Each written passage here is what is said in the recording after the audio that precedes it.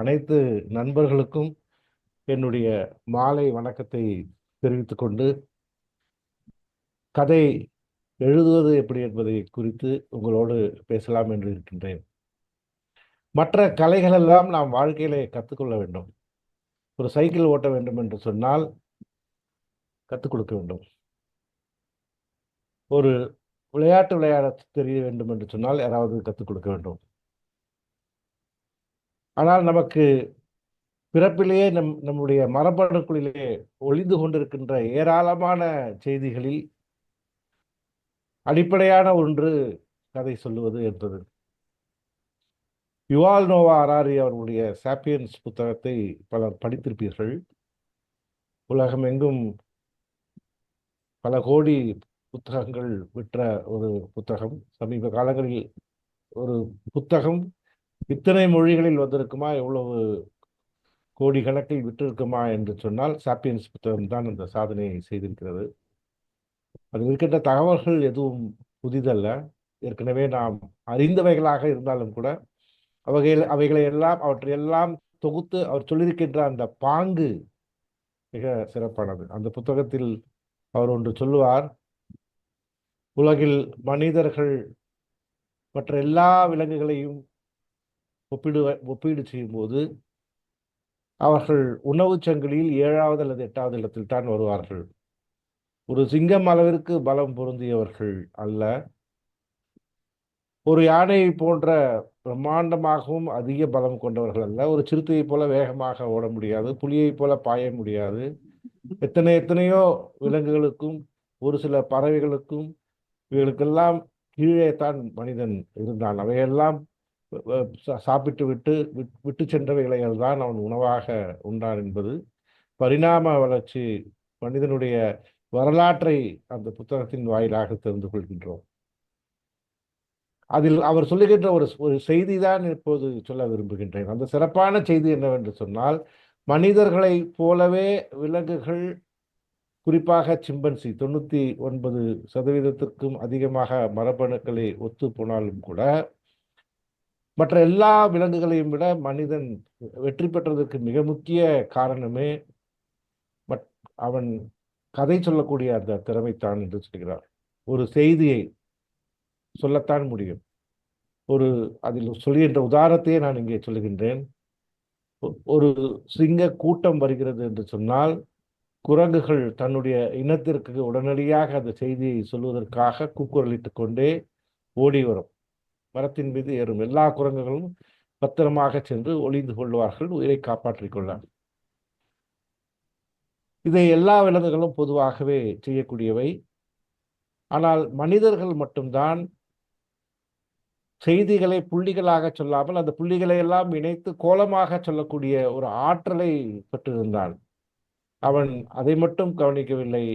அந்த சிங்கங்களுக்கு முன்னால் சென்று கொண்டிருக்கின்ற அந்த மாடுகளின் கூட்டத்தையும் அவன் பார்க்கிறான். இது ஒரு புள்ளி, அது ஒரு புள்ளி. ஆக இந்த சிங்கத்தினுடைய கவனம் இப்போது மாடுகளை நோக்கித்தான் சென்று கொண்டிருக்கிறது தவிர நம்மை நோக்கி வராது என்பதை அவன் அந்த புள்ளிகளை இணைக்கின்ற போது அங்கே அவனால் அதை சரியாக செய்தியாக கடத்த முடிகிறது. இதைத்தான் அவன் காலாகாலமாக செய்து வருகின்றான். குகை ஓவியங்களை எல்லாம் பார்த்தால் ஆச்சரியமாக இருக்கும். ஒரு மனிதன் நாம் பார்த்திருக்கின்றோம், 2 கைகளிலே புலிகளை சுமந்து கொண்டு, அதாவது அவைகளை பிடித்து கொண்டு நிற்பது போல ஒரு காட்சி. என்ன செய்தியை அதன் மூலம் கடத்த விரும்புகிறார் என்று சொன்னால், நீ சரியான திறனை வெளிக்காட்டும் போது புலியை கூட உன்னால் கொல்ல முடியும் என்று அவன் அந்த செய்தியை கடத்துகிறான். மற்ற எல்லா விலங்குகளும் ஒரு செய்தியை கடத்த வேண்டும் என்று சொன்னால் 7 தலைமுறை வரை காத்திருக்க வேண்டும். அவை தன்னுடைய மரபணுக்கள் வழியாகத்தான் செலுத்த முடியும். மனிதர்களுக்கும் ஒரு சில வகை குரங்குகளுக்கும் மட்டும்தான் அந்த உடனடியாக தங்களுடைய அந்த அந்த வாழ்ந்து கொண்டிருக்கின்ற அந்த காலத்திலேயே கடத்தக்கூடிய ஒரு வாய்ப்பு இருக்கிறது. ஆக நமக்குள்ளே கதை சொல்லக்கூடிய ஆற்றல் இருக்கிறது என்பதற்காகத்தான் இவ்வளவு நேரம் நான் பீடிகை போட்டு சொன்னேன். சிறு குழந்தை பள்ளிக்கூடத்திற்கு முதல் முறையாக போய்விட்டு வந்தபோது எத்தனை பேர் கவனித்திருக்கிறோம் என்று தெரியாது. அவை பள்ளிக்கூடத்தில் பார்த்ததை விட பார்க்காததை, கற்பனையில் பார்த்ததை எல்லாம் நம்மிடத்திலே பகிர்ந்து கொள். இப்பொழுது கூட ஒரு புத்தகத்தை படித்துக் கொண்டிருக்கிறேன் இந்த நிகழ்ச்சி தொடங்குவதற்கு முன்பு. அந்த புத்தகம் மொழி மாற்றம் செய்யப்படுவதற்காக எங்களுக்கு ஆங்கிலத்திலே வந்திருக்கின்ற ஒரு புத்தகம், செல்வியன் மொழியிலிருந்து வந்திருப்பது. அந்த கதையிலே தொடக்கத்திலேயே ஒரு பையன் கற்பனை செய்கிறான். வீட்டு சன்னல் வழியாக பார்த்து கொண்டிருக்கிறான். தினம் தினம் அந்த காட்சிகளை பார்த்து சலிப்படைகிறது. அவன் வீட்டுக்கு அருகில் இருக்கின்ற அந்த ஆறு திடீரென்று பெருக்கெடுத்து ஓடி ஊரெல்லாம் தண்ணீர் நிரம்பி 9வது மாடி வரை தண்ணீர் வரக்கூடாதா என்று அவன் யோசிக்கிறான். காரணம், அப்போதுதான் கப்பல் அவன் வீட்டு வழியாக செல்லும், ஜன்னலிலிருந்து பார்க்க முடியும் என்று. இப்படித்தான் அந்த கதை விரிகிறது. ஆக அது சிறு பையன். என் மகன் கூட முதலாக பள்ளிக்கூடத்திற்கு சென்று வந்தபோது வகுப்பறையிலே என்ன பார்த்தாய் என்று சொல்லும்போது, அவன் சுவரிலே இந்த மிருகத்தை பார்த்தேன், அந்த மிருகத்தை பார்த்தேன், அது என்னை பார்த்து எப்பொழுது வந்தாய் என்று கேட்டது, சிரித்தது என்று ஏதோ கதையெல்லாம் சொல்லிக் கொண்டிருந்தான். நாங்கள் கூட வகுப்பறையில் அது போன்ற படங்களை எல்லாம் ஒட்டி வைத்திருக்கிறார்கள் போலும் என்று நினைத்தோம். பள்ளிக்கூடத்தில் சேர்ந்து ஒரு முதல் மாதத்தில் அந்த ஆசிரியர் மாணவர்கள் கூட்டத்துக்கு செல்லும்போது வகுப்பறைக்கு சென்று திரும்பி திரும்பி பார்த்தேன், சுவரிலெல்லாம் ஒன்றுமே காணோம். நான் மெதுவாக ஆசிரியரிடம் கேட்டேன், என் மகனுக்கு எங்கே வகுப்பறை என்று கேட்டேன். இனியனுக்கா? இங்கேதான், இதோ இங்கேதான் உட்காருவான் என்று இடத்தை காட்டினார்கள். எனக்கு மிக ஆச்சரியமாக இருந்தது. இங்கே ஒன்றுமே இல்லை, ஆனால் தினம் வீட்டிற்கு கதையாக சொல்லிக் கொண்டிருந்தானே என்று. இப்படித்தான் அந்த ஆற்றல் நம்மிடத்திலே உரை கொண்டிருக்கிறது. ஆனால் போக போக நாம் அதை கொஞ்சம் கொஞ்சமாக குறைத்துக் கொள்கிறோம். சும்மா கதை சொல்லாதீங்க, விஷயத்துக்கு வாங்க அப்படின்னு ஆரம்பிக்குது. இதை கேட்டு கேட்டு நம்ம அந்த கதை சொல்றதே மறந்துட்டோம். விஷயத்துக்கு நேரவா, எதுக்கு இப்ப இந்த கதை அப்படின்னு சொல்லும்போது அதை கொஞ்சம் கொஞ்சமாக நாம் மறந்து வந்து கொண்டே இருக்கிறோமே தவிர அது நமக்குள் தான் இருக்கிறது. ஆக அதை மீண்டும் நாம் வார்த்தெடுக்க வேண்டிய கட்டாயத்தில் இருக்கின்றோம். என்ன காரணம் என்று சொன்னால், கதை சொல்லுவதன் மூலமாக நாம் கதையை சொல்ல வருகின்ற போது நம்முடைய கூடவே நம்முடைய கற்பனை சக்தியும் பெருகிவிடுகிறது. நான் தொலைக்காட்சியை பார்த்து கொண்டிருந்தால் எனக்கு ஒன்றும் புதிதாக கிடைக்கப் போவதில்லை. யூனிடைமென்ஷனல். இவர் துப்பாக்கி எடுக்கிறார், அவரை பார்த்து சுடுகிறார், அவர்கள் விழுந்து விடுகிறார்கள். there is nothing there for me to imagine. ஆனால் அதையே ஒரு காட்சியாக நான் படிக்கும்போது அது என்னுடைய மனதில் விரிவடைகிறது. அப்பொழுது என்னுடைய மூளை செல்கள் எல்லாம் சுறுசுறுப்பாகின்றன, ரத்தம் பாய்கிறது, சுறுசுறுப்பாகிறது.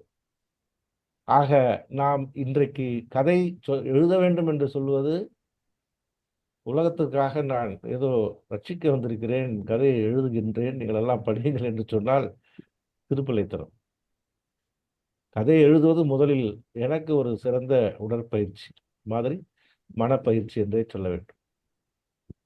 இருந்தாலும் என்னுடைய அனுபவங்களை உங்களிடத்தில் நான் பகிர்கின்ற போது அது யாருக்காவது பயன்படலாம், யாருக்கோ எங்கேயோ பயன்படும். அப்படி அனுபவங்களை நாம் எல்லாமே நானே பெற்றுக்கொள்ள முடியும் என்று சொன்னால் முடியாது. நம்முடைய மொத்த வாழ்க்கையினுடைய நீளம் ஒரு குறைவானது. 80, 90, 100 என்பது மிக அதிகம். 60, 70 போவது கூட வாய்ப்புகள் அதிகமாக இருக்கிறது. அப்படின்னு சொன்னால் எல்லாவற்றையும் நானே பெற்றுக்கொள்ள முடியாது. அப்போது நாம் கேட்கிறோம். மலேசியா மண்ணுக்கு நான் முதலாக வந்தபோது 97. ஆனால் 85 நான் மலேசியாவுக்கு பல முறை போய்விட்டு வந்தேன் என்று சொன்னால் எழுத்துக்களின் வாயிலாக சென்று வந்தேன். ஆக அந்த வகையிலே நாம் நமக்கான பயிற்சியை செய்து கொள்கின்றோம், மூளையை பயிற்சி கொடுக்கின்றோம். நம்முடைய அனுபவங்களை மற்றவர்களுக்கு கொண்டு போய் சேர்க்கின்றோம். நாம் ஒருமுகமாக சிந்திக்கின்ற போது நம்மையே நாம் வளப்படுத்திக் கொள்கிறோம். அதனால கதை எழுதுறதுனால ஏதோ உலகத்தை நம்ம திருத்த வந்திருக்கிறோம், நாம தான் எல்லாருக்கும் ஒரு பெரிய அருள் தரக்கூடிய இடத்துல உட்கார்ந்துருக்கணும் அப்படிங்கிற எண்ணங்களை எல்லாம் தயவு செய்து எடுத்து விடுவோம். அது ஒரு சாதாரண விஷயம். இந்த உலகத்தில் எதுவுமே சிரமமானது இல்லை. முறையான பயிற்சி பெறும் வரை என்பதைத்தான் நான் என் வாழ்க்கையில் பல முறை கண்டிருக்கின்றேன். அது சமைப்பதாக இருந்தாலும் சரி, கதை எழுதுவதாக இருந்தாலும் சரி, எல்லாம் ஒன்றுதான். ஸ்டீஃபன் கோவி அவர்கள் தன்னுடைய புத்தகத்தில் சொல்லுவார், எந்த வேலையும் இருமுறை செய்யப்படுகிறது என்று சொல்லுவார். ஒரு முறை உங்கள் மனதிலே அது நடத்தப்படுகிறது, காட்சியாக நடத்தப்படுகிறது, அங்கேயே அது சரி செய்யப்படுகிறது. பிறகு இரண்டாவது முறையாக அதை நீங்கள் எதில் கொண்டு போய் சேர்க்கிறீர்களோ அங்கே நடைபெறுகிறது. அது சிற்பம் படிப்பதாக இருந்தாலும் சரி, ஓவியமாக இருந்தாலும் சரி, பாட்டு எழுதுவதாக இருந்தாலும் சரி, எல்லாமே 2 முறை நடைபெறுகிறது. சரி, விஷயத்திற்கு நாம் வருவோம். கதை எழுதுவதற்கு முதலில் என்ன தேவை அப்படின்னு சொன்னா, மொழி தேவை. ஒரே ஒரு வேண்டுகோள், நீங்க எல்லாரும் இருக்கிறீங்கன்றது எனக்கு தெரியுது. அதனால நீங்க செய்தி அனுப்பும்போது என்னுடைய திரையில் நடுவில் அது வருது. நான் மோகன் அண்ணா தான் ஏதோ அனுப்புறாங்க முக்கியமான செய்தி என்று படிக்க வேண்டியிருக்கிறது. ஆகவே நாம் அடுத்த 30 நிமிடங்களுக்கு எதையும் தொடாமல் காதுகள் கொடுத்து மட்டும் கேட்போம். நம்முடைய ஒலிவாங்கியை நாம் மியூட் செய்து விடுவோம், தடை செய்து விடுவோம். இல்லை என்று சொன்னால் அங்கே பேசுவது இங்கே கேட்கும். தடைப்பட்டு நான் கையிலே எந்த அளவுக்கு தாள் வைத்து பேசவில்லை. 1-2 குறிப்புகளை மட்டும் எழுதி வைத்துக் கொண்டு நினைவில் இருப்பதை சொல்லுகின்றேன். ஆகவே இந்த மாலை பொழுதை உங்களுக்கும் எனக்கும் பயனுள்ளதாக்கிக் கொள்வோம். நன்றி.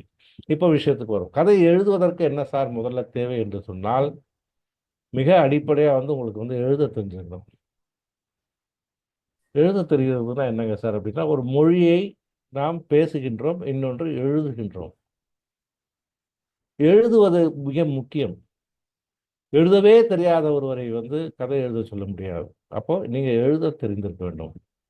வருகிறேன், இல்லை, தருகிறேன், பார்க்கலாம் என்று ஒத்தை வார்த்தைகளிலே நாம் புழங்கிக் கொண்டிருக்கலாம். ஆனால் சொற்றொடர்களாக உருவாக்கி கொள்ளக்கூடிய அந்த கலையை நாம் முதலில் கற்றுக்கொள்ள வேண்டும்.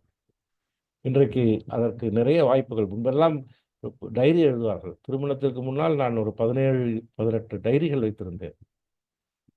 திருமணமானவன் முதலில் செய்தது அந்த டைரிகள் எல்லாம் கொண்டு போய் புதைத்து விட்டேன், கொடுத்து விட்டேன், புதைத்து விட்டேன். பெரிய ரகசியமெல்லாம் இல்லை. நம்மை பற்றி எதற்கு தெரிந்து கொள்ள வேண்டும்? எல்லோரிடத்திலுமே இன்னொரு பக்கம் கூட இருக்கலாம், சிலருக்கு அது பிடிக்காமல் கூட இருக்கலாம். ஆகவே அன்றைக்கு டைரி என்பதுதான் நமக்கு மிக முக்கியமான ஒன்றாக இருந்தது. கவிதையெல்லாம் எழுதி நாம் உலகத்தை மிரட்டி இருக்கின்றோம். அதற்கு பிறகு நாம் மிகவும் முக்கியமாக இன்றைக்கு பார்த்து கொண்டிருப்பது சமூக வலைத்தளங்களிலே, ஃபேஸ்புக் போன்றவைகளிலே நாம் இன்றைக்கு எழுதுகின்றோம். அதை யார் படிக்கிறாங்க படிக்கலைங்கிறத பற்றி கவலையே இல்லை. அதை கொண்டு போய் எழுதுகிறோம். அப்படி எழுதுகின்ற போது நமக்கு அது பயிற்சி வருகிறது. முதலில் எழுதுவதற்கு பழகிக்கொள்ள வேண்டும். அதற்கு மிக முக்கியமானது, அதற்கு அடிப்படையான தேவை என்பது படிக்க வேண்டும்.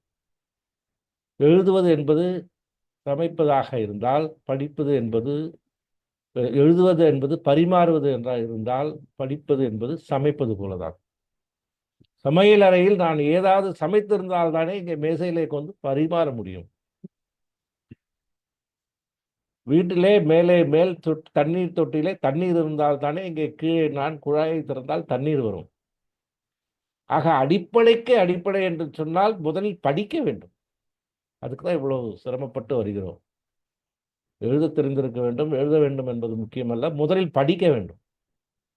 Input is essential. எவ்வளவு படிக்க வேண்டும் என்று சொன்னால் ஒரு நாளைக்கு 1 மணி நேரம் கண்டிப்பாக படிக்க வேண்டும். மாணவர்கள் இருக்கலாம், பிற துறை சார்ந்தவர்கள் படிக்கலாம். நான் அதையெல்லாம் கணக்கில் எடுத்துக்கொள்ளவில்லை. இதை தாண்டி மாணவர்களாக இருந்தால் தன்னுடைய பள்ளி கல்லூரி படிப்பை தாண்டி என்ன படிக்கிறார்கள் என்பது முக்கியம். படிப்பது மிக அவசியம். படிக்கிறதுக்கு நேரமே இல்லை அப்படின்னு யாராவது சொன்னாங்கன்னா, நீங்க சாப்பிட்டீங்களா சார்னு கேட்பேன் நான். அவ்வளவுதான். அதுவும் ஒரு சிறுகதை போலதான். 3 வேளை சாப்பிட்றீங்களா, அதுக்கு நேரம் கிடைக்குதுல்ல, வயிற்றுக்கு நிரப்பிக்கிறீங்கல்ல, இங்கே இதுக்குள்ள எல்லாமே இயங்கக்கூடிய ஒரு மூளைன்னு ஒன்று இருக்குல்ல, அதுக்கு கொடுக்க வேண்டாமா அப்படின்னு கேட்க வேண்டிய அவசியமே இல்லாமல் சாப்பிட்டீங்களா சார் நான் பொதுவாக கேட்பேன். சிறுகதைகள் ஏன் சொல்ல வேண்டும் வருகிறேன் என்று சொன்னால், இன்றைய சிறுகதையின் போக்கு இப்படித்தான். வார்த்தைகளையும் சொற்றொடர்களையும் தொங்க விட்டு விட வேண்டும். படிப்பவர்கள் புரிந்து கொள்ளட்டும், புத்திசாலியாக இருந்தால் என்று சொல்லுவார்கள். சரி, விஷயத்துக்கு வரும். படிக்க வேண்டும். தினம் 1 மணி நேரம் படிக்க வேண்டும். எதை படிக்க வேண்டும்? எதை கிடைத்தாலும் படியுங்கள். நிறைய நேரங்களில் நல்ல எழுத்துக்களை விட மோசமான எழுத்துக்கள் தான் உங்களை வந்து மேம்படுத்தும். ஒரு முறை கவிப்பேரரசு அவர்களை அவருடைய பண்ணை வீட்டில் சந்தித்தோம். இன்றைக்கு நண்பர் ஒருவர் வெங்கடேஷ் அவர்கள் அந்த புகைப்படத்தை தற்செயலாக அனுப்பியிருந்தார். எனக்கு ஆச்சரியமாக இருந்தது. 9 ஆண்டுகளுக்கு முன்னால் சந்தித்தது. அப்போது அவரிடத்துல நான் என்ன படம், சினிமா பார்ப்பீர்கள் என்று கேட்டபோது, சில படங்கள் பெயர்களை எல்லாம் சொன்ன உடனே சிரிப்பு வந்து விட்டது. இதெல்லாம் பார்க்கிறதுக்கு என்ன சார் காரணம் என்று கேட்டபோது, அவர் சொன்னார், நல்ல படங்களை விட இந்த மாதிரி படங்கள் எல்லாம் ஏன் நாம் இப்படியெல்லாம் எழுதக்கூடாது, ஏன் இப்படியெல்லாம் படம் எடுக்கக்கூடாது, கதை சொல்லக்கூடாது என்பதை நாம் தெரிந்து கொள்கின்றோம். Somebody's mistakes many a times will teach us so many things.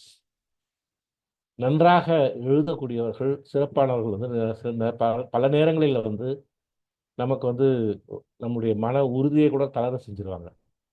இவங்கள மாதிரி நம்மளால எல்லாம் எழுத முடியுமான்னு தெரியலன்ட்டு நம்ம ஓடி வந்துடும். நிறைய பேர் எழுதுறதை பார்த்தோன்னா இவங்களாம் எழுதுறாங்களே, அப்போ நம்ம எழுதக்கூடாதா? எங்கள் வீட்டில் அப்படி தான் சொன்னாங்க. நான் முதல்ல என்னுடைய புத்தகத்தை 2015 எழுத வேண்டும் என்று சொன்னபோது என்னுடைய வாழ்வினையர், எழுதுங்கள் எழுதுங்கள், நிறைய எழுதுங்கள், நீங்கள் எழுதுவதை பார்த்தோட நிறைய பேர் எழுதுவார்கள் என்று சொன்னார்கள். நான் கூட மகிழ்ச்சியோடு பரவாயில்லையே, புரிந்து கொண்டார்களோ அப்படின்ட்டு நினைத்தேன். அப்புறம் கொஞ்சம் இடைவெளி விட்டு சொன்னார்கள், இவரெல்லாம் எழுதுகிறாரே, நாம் ஏன் எழுதக்கூடாது என்று. பல பேருக்கு அது தூண்டுதலாக இருப்பதற்கு கூட வாய்ப்பு உண்டு என்று சொன்னார்கள். இதுக்கு ஒரு சிறுகதையினுடைய முடிவு போலதான். ஒரு சிறுகதையினுடைய முடிவு எப்படி இருக்க வேண்டும் என்று சொன்னால், எதிர்பாராத விதமாக வரக்கூடியது. எதிர்பார்த்தது போலவே எல்லாம் இருந்துவிட்டால் அது டைரி மாதிரி தானே. நான் போனேன், வந்தேன், காய்கறி வாங்கி வந்தேன், நறுக்கினேன், சமைத்தேன், சாப்பிட்டோம், தூங்கினேன் என்று சொன்னால் அது என்னுடைய டைரி. ஆக நிறைய படிக்க வேண்டும். படிப்பதுதான் ஆதாயம். அதற்கு பிறகு நாம் எழுதி பழக வேண்டும். சரி, சிறுகதைக்கு ஆதாரமாக அடிப்படையான தேவை என்னவென்று சொன்னால், எதோ வேணா சொல்லலாம். There is no particular order. இருந்தாலும் நான் வந்து முதல்ல சொல்வது கரு. ஒரு கதை, அது சிறுகதையாக இருக்கலாம், குறுநாவலாக இருக்கலாம், நாவலாக இருக்கலாம். We need to have one plot. இதில் என்ன சிக்கல் அப்படின்னு சொன்னால், எடுக்கும்போதே உங்களால் எல்லாம் மொத்தமாக எண்டு டு எண்டு முடிவு பண்ண முடியாது. இப்படித்தான் வர வேண்டும் அப்படின்னு முடிவு பண்ண முடியாது. ஆகவே அதனால நான் அதில் ரொம்ப எனக்கு நம்பிக்கை இல்லை. நான் சில நேரங்களில் ஒரு சாதாரணமாக எழுத போன கதை வந்து ஒரு கிரைம் ஸ்டோரியாக கூட வந்திருக்கு. நான் வந்து ஒரு சில் என்ற ஒரு பியர் அப்படின்னு ஒரு கதை எழுதுறேன். நான் பொதுவாக அந்த மாதிரி வித்தியாசமான தலைப்புகள் ஆங்கிலத்திலாம் கொடுக்கறதில்ல. அப்போ கதைக்கு அதுக்கு என்னவோ தேவைப்பட்டது. அந்த சில்லுன்னு ஒரு காற்றுன்னு ஒரு சினிமா ஒன்று பார்த்தோம். காதெல்லாம் காட்டுறோம், அதையே பார்த்து வச்சோம். சில்லுன்னு ஒரு பியர் அப்படின்னு இந்த இப்போ கடையில் வாங்கி சாப்பிடுவாங்க. பியர் சாப்பிட்றவங்க எல்லாம் சில்லுன்னு பியர் கொடுங்கன்னு கேட்பாங்க. அது மாதிரி சில்லுன்னு ஒரு பியர்னு வச்சோம். அந்த கதை நான் எழுத போகும்போது எனக்கு மனதில் பட்டது என்னவென்று சொன்னால், எப்போதோ யாரோ ஒரு நண்பருடன் சென்னையில் இருக்கும் அந்த ஒயின் ஷாப்புக்கு பின்னால் ஒரு பார் இருக்கும். இதெல்லாம் போனீங்களா, நீங்கள் சாப்பிட்டீங்களா அப்படிங்கிறதெல்லாம் வந்து தேவையில்லாத கேள்விகள். ஏனென்று சொன்னால், எழுத்தாளனுக்கு வந்து எங்கே வேணாலும் போகக்கூடிய ஒரு அரசு அதிகாரிகளுக்கு இருக்கிற உரிமை போல் அவனுக்கு உண்டு. ஏனென்று சொன்னால் அவனுக்கு வந்து அந்த சுதந்திரம் இருக்கிறது எழுதுவதற்கு. அப்போ அவனுக்கு தெரியுது என்ன தெரிஞ்சுக்கிறதுக்கு. அப்போ நான் அது எப்போவோ போனது. நான் சொல்வது 25 ஆண்டுகளுக்கு முன்னால் இருக்கும். அது வந்து ஒரு பார் என்று சொல்லுவார்கள். நம்ம பெங்களூரு, மலேசியா, சிங்கப்பூர் போன்ற இடங்களில் இருக்கும் பாருக்கும் சென்னையில் இருக்கும் பாருக்கும் பெரிய வித்தியாசம். இது அதை வந்து பார்த்துக்கிட்டு வந்தது, மனசுக்குள்ள பதிஞ்சுக்கிட்டே இருந்தது. அது திடீர்னு ஒரு நாள் தோணுச்சு, அங்கே தொங்குற அந்த துணி, அந்த துணி துவைக்காத துணி, அதுலேருந்து வரக்கூடிய அந்த ஒரு விதமான வாசனை, அதற்கு பிறகு உள்ளே போகும்போது அங்கே இருக்கின்ற அந்த மற்ற எல்லா செட்டப்பும் வரும்போது, இதை வைத்து ஏன் ஒரு கதை எழுதக்கூடாதுன்னு அப்படித்தான் தொடங்கினது. அப்படியே ஆரம்பித்து கடைசியில் அது கதை முடியும் போது தான் அது ஒரு கிரைம் கதையாக நான் எழுதினேன். அந்த தொகுப்பிலே கூட அது ஒரு வித்தியாசமான ஒரு கதை தான். ஒரு நண்பர் கூட கேட்டிருந்தார், இந்த இந்த கதை இந்த தொகுப்புல வராம இருந்திருக்கலாமே அப்படின்னு கூட சொன்னார். அப்ப நான் என்ன சொல்ல வரேன்னு சொன்னேன்னா, முழு கரு ஒரு கதையை வந்து இப்படித்தான் உருமாறணும்னு சொல்ல முடியாது. வயிற்றுக்குள் வந்து கரு வந்த உடனேயே வந்து அது 5 அடி 11 அங்குலம், அது இப்படி இருக்கணும், அப்படி இருக்கணும், அது வளர்ந்து தோள்கள் இப்படி இருக்கணும், கைகள் இப்படி இருக்கணும் அப்படின்லாம் நம்ம முடிவு பண்ண முடியாது. அது போற போக்குல விட்டுறணும் அது. அப்பா மாதிரியும் வரலாம், அம்மா மாதிரியும் வரலாம், இல்ல 2 தலைமுறைக்கு முன்னாடி ஒரு தாத்தா மாதிரியும் வந்து சேரலாம். அதுபோல தான் அந்த கரு வந்து விட்டது என்று சொன்னால், சரி நன்று எடுத்து வைத்துக் கொள்வோம் அப்படின்னு எடுத்து வச்சுக்கணும். அந்த அளவுக்கு தான் அதுக்கு வந்து மரியாதை குடுக்குறோம்.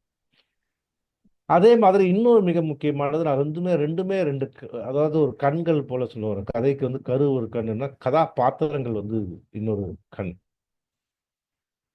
என்ன பொறுத்தவரைக்கும் பெரும்பாலான நேரங்கள் வந்து கதாபாத்திரங்கள் தான் வழியாகத்தான் நான் வந்து கதையை கொண்டு போனேன். கதாபாத்திரங்கள் அப்படின்னு சொல்லும்போது, அது கதை மாந்தராக இருக்கலாம், இல்ல கதையோட செட்டிங்கா இருக்கலாம். இப்ப நான் சொன்ன அந்த அந்த ஒரு ஒயின் ஷாப்ல இருக்கிற பார் வந்து என்னுடைய கதையில அதுதான் வந்து கதாபாத்திரம்.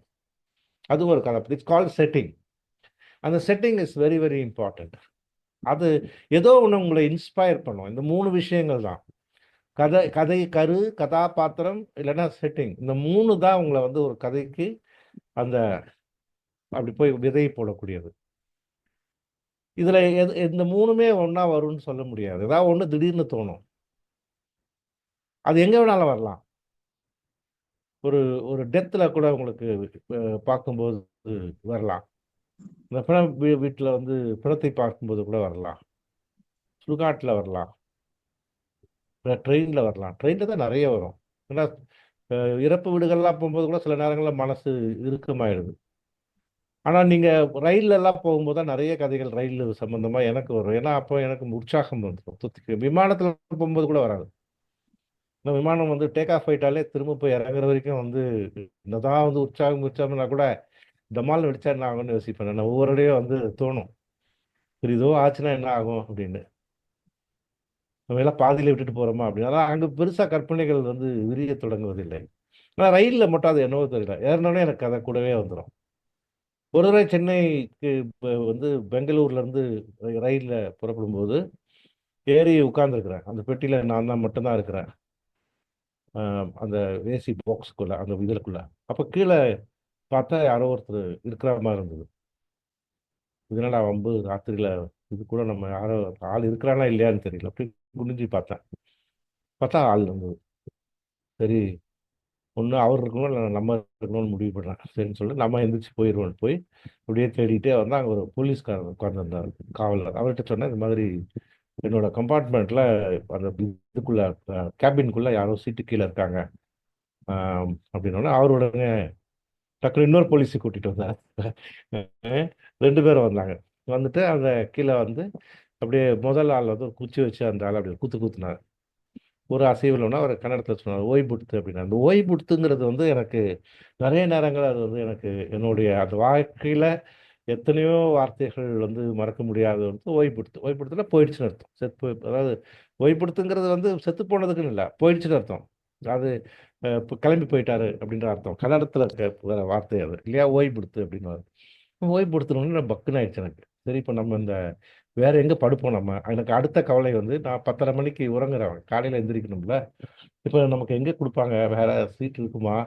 ட்ரெயின் ஃபுல்லுன்னு சொன்னாங்களே. இல்ல இந்த பாடிய எங்க இறக்குவாங்க? இப்படித்தான் என்னுடைய சிந்தனை ஓடிட்டே இருந்தது. சரி நம்ம இங்க உட்கார்ந்து அதெல்லாம் பார்க்கணுமா? இல்ல வெளியில போயிரலாமா? அப்படின்னு. அதுக்குள்ள இன்னொருத்தன் அப்ப நான் வந்து வேகமா தன்னுடைய பூட்ஸ் கால்ல வந்து அத எட்டி உதைச்சான் அவன. அது உடம்பு சுருங்குச்சு. பார்த்தா அவன் சாகல.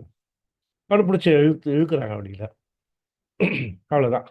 இந்த சம்பவம் வந்து எனக்கு வந்து ஒரு கதை எழுத வேண்டும் போல பின்னால எழுதும்போது அது நடந்த போதெல்லாம் நான் கதை எழுதுறவனே இல்ல.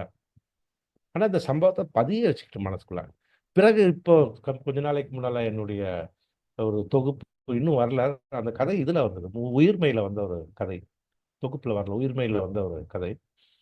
அவன் அம்மா செத்து போயிட்டாங்கன்னு சொல்லி ட்ரெயின்ல வரும்போது, டிடிஆர் வந்துட்டாருன்னு சொல்லி பரிசோதகர் அதுக்குள்ள போய் ஒளிஞ்சுக்கிற மாதிரி கதை போகுது. எதுக்கு அப்படின்னு சொன்னேன்னா, ஏதோ ஒரு சம்பவமோ, இல்ல ஒரு ஆளோ, ஏதோ ஒண்ணு உங்கள் மனசுக்குள்ள டக்குன்னு வந்து விளையாடுறது தான் அந்த விதை. அதில் அப்படியே பிடிச்சி வச்சுக்கணும், அதை குறித்து வச்சுக்கணும். ஒரு டைரி இருந்ததுன்னா எழுதி வச்சுக்கணும், மறந்துடும் சில விஷயங்கள்லாம். நான் வந்து எழுதின கதையை விட அப்புறம் அப்புறம் குறித்து வச்சுக்கலான்னு சோம்பேறித்தனப்பட்டு தொலைச்ச கதைகள் வந்து நூற்றுக்கணக்கில் இருக்கும்.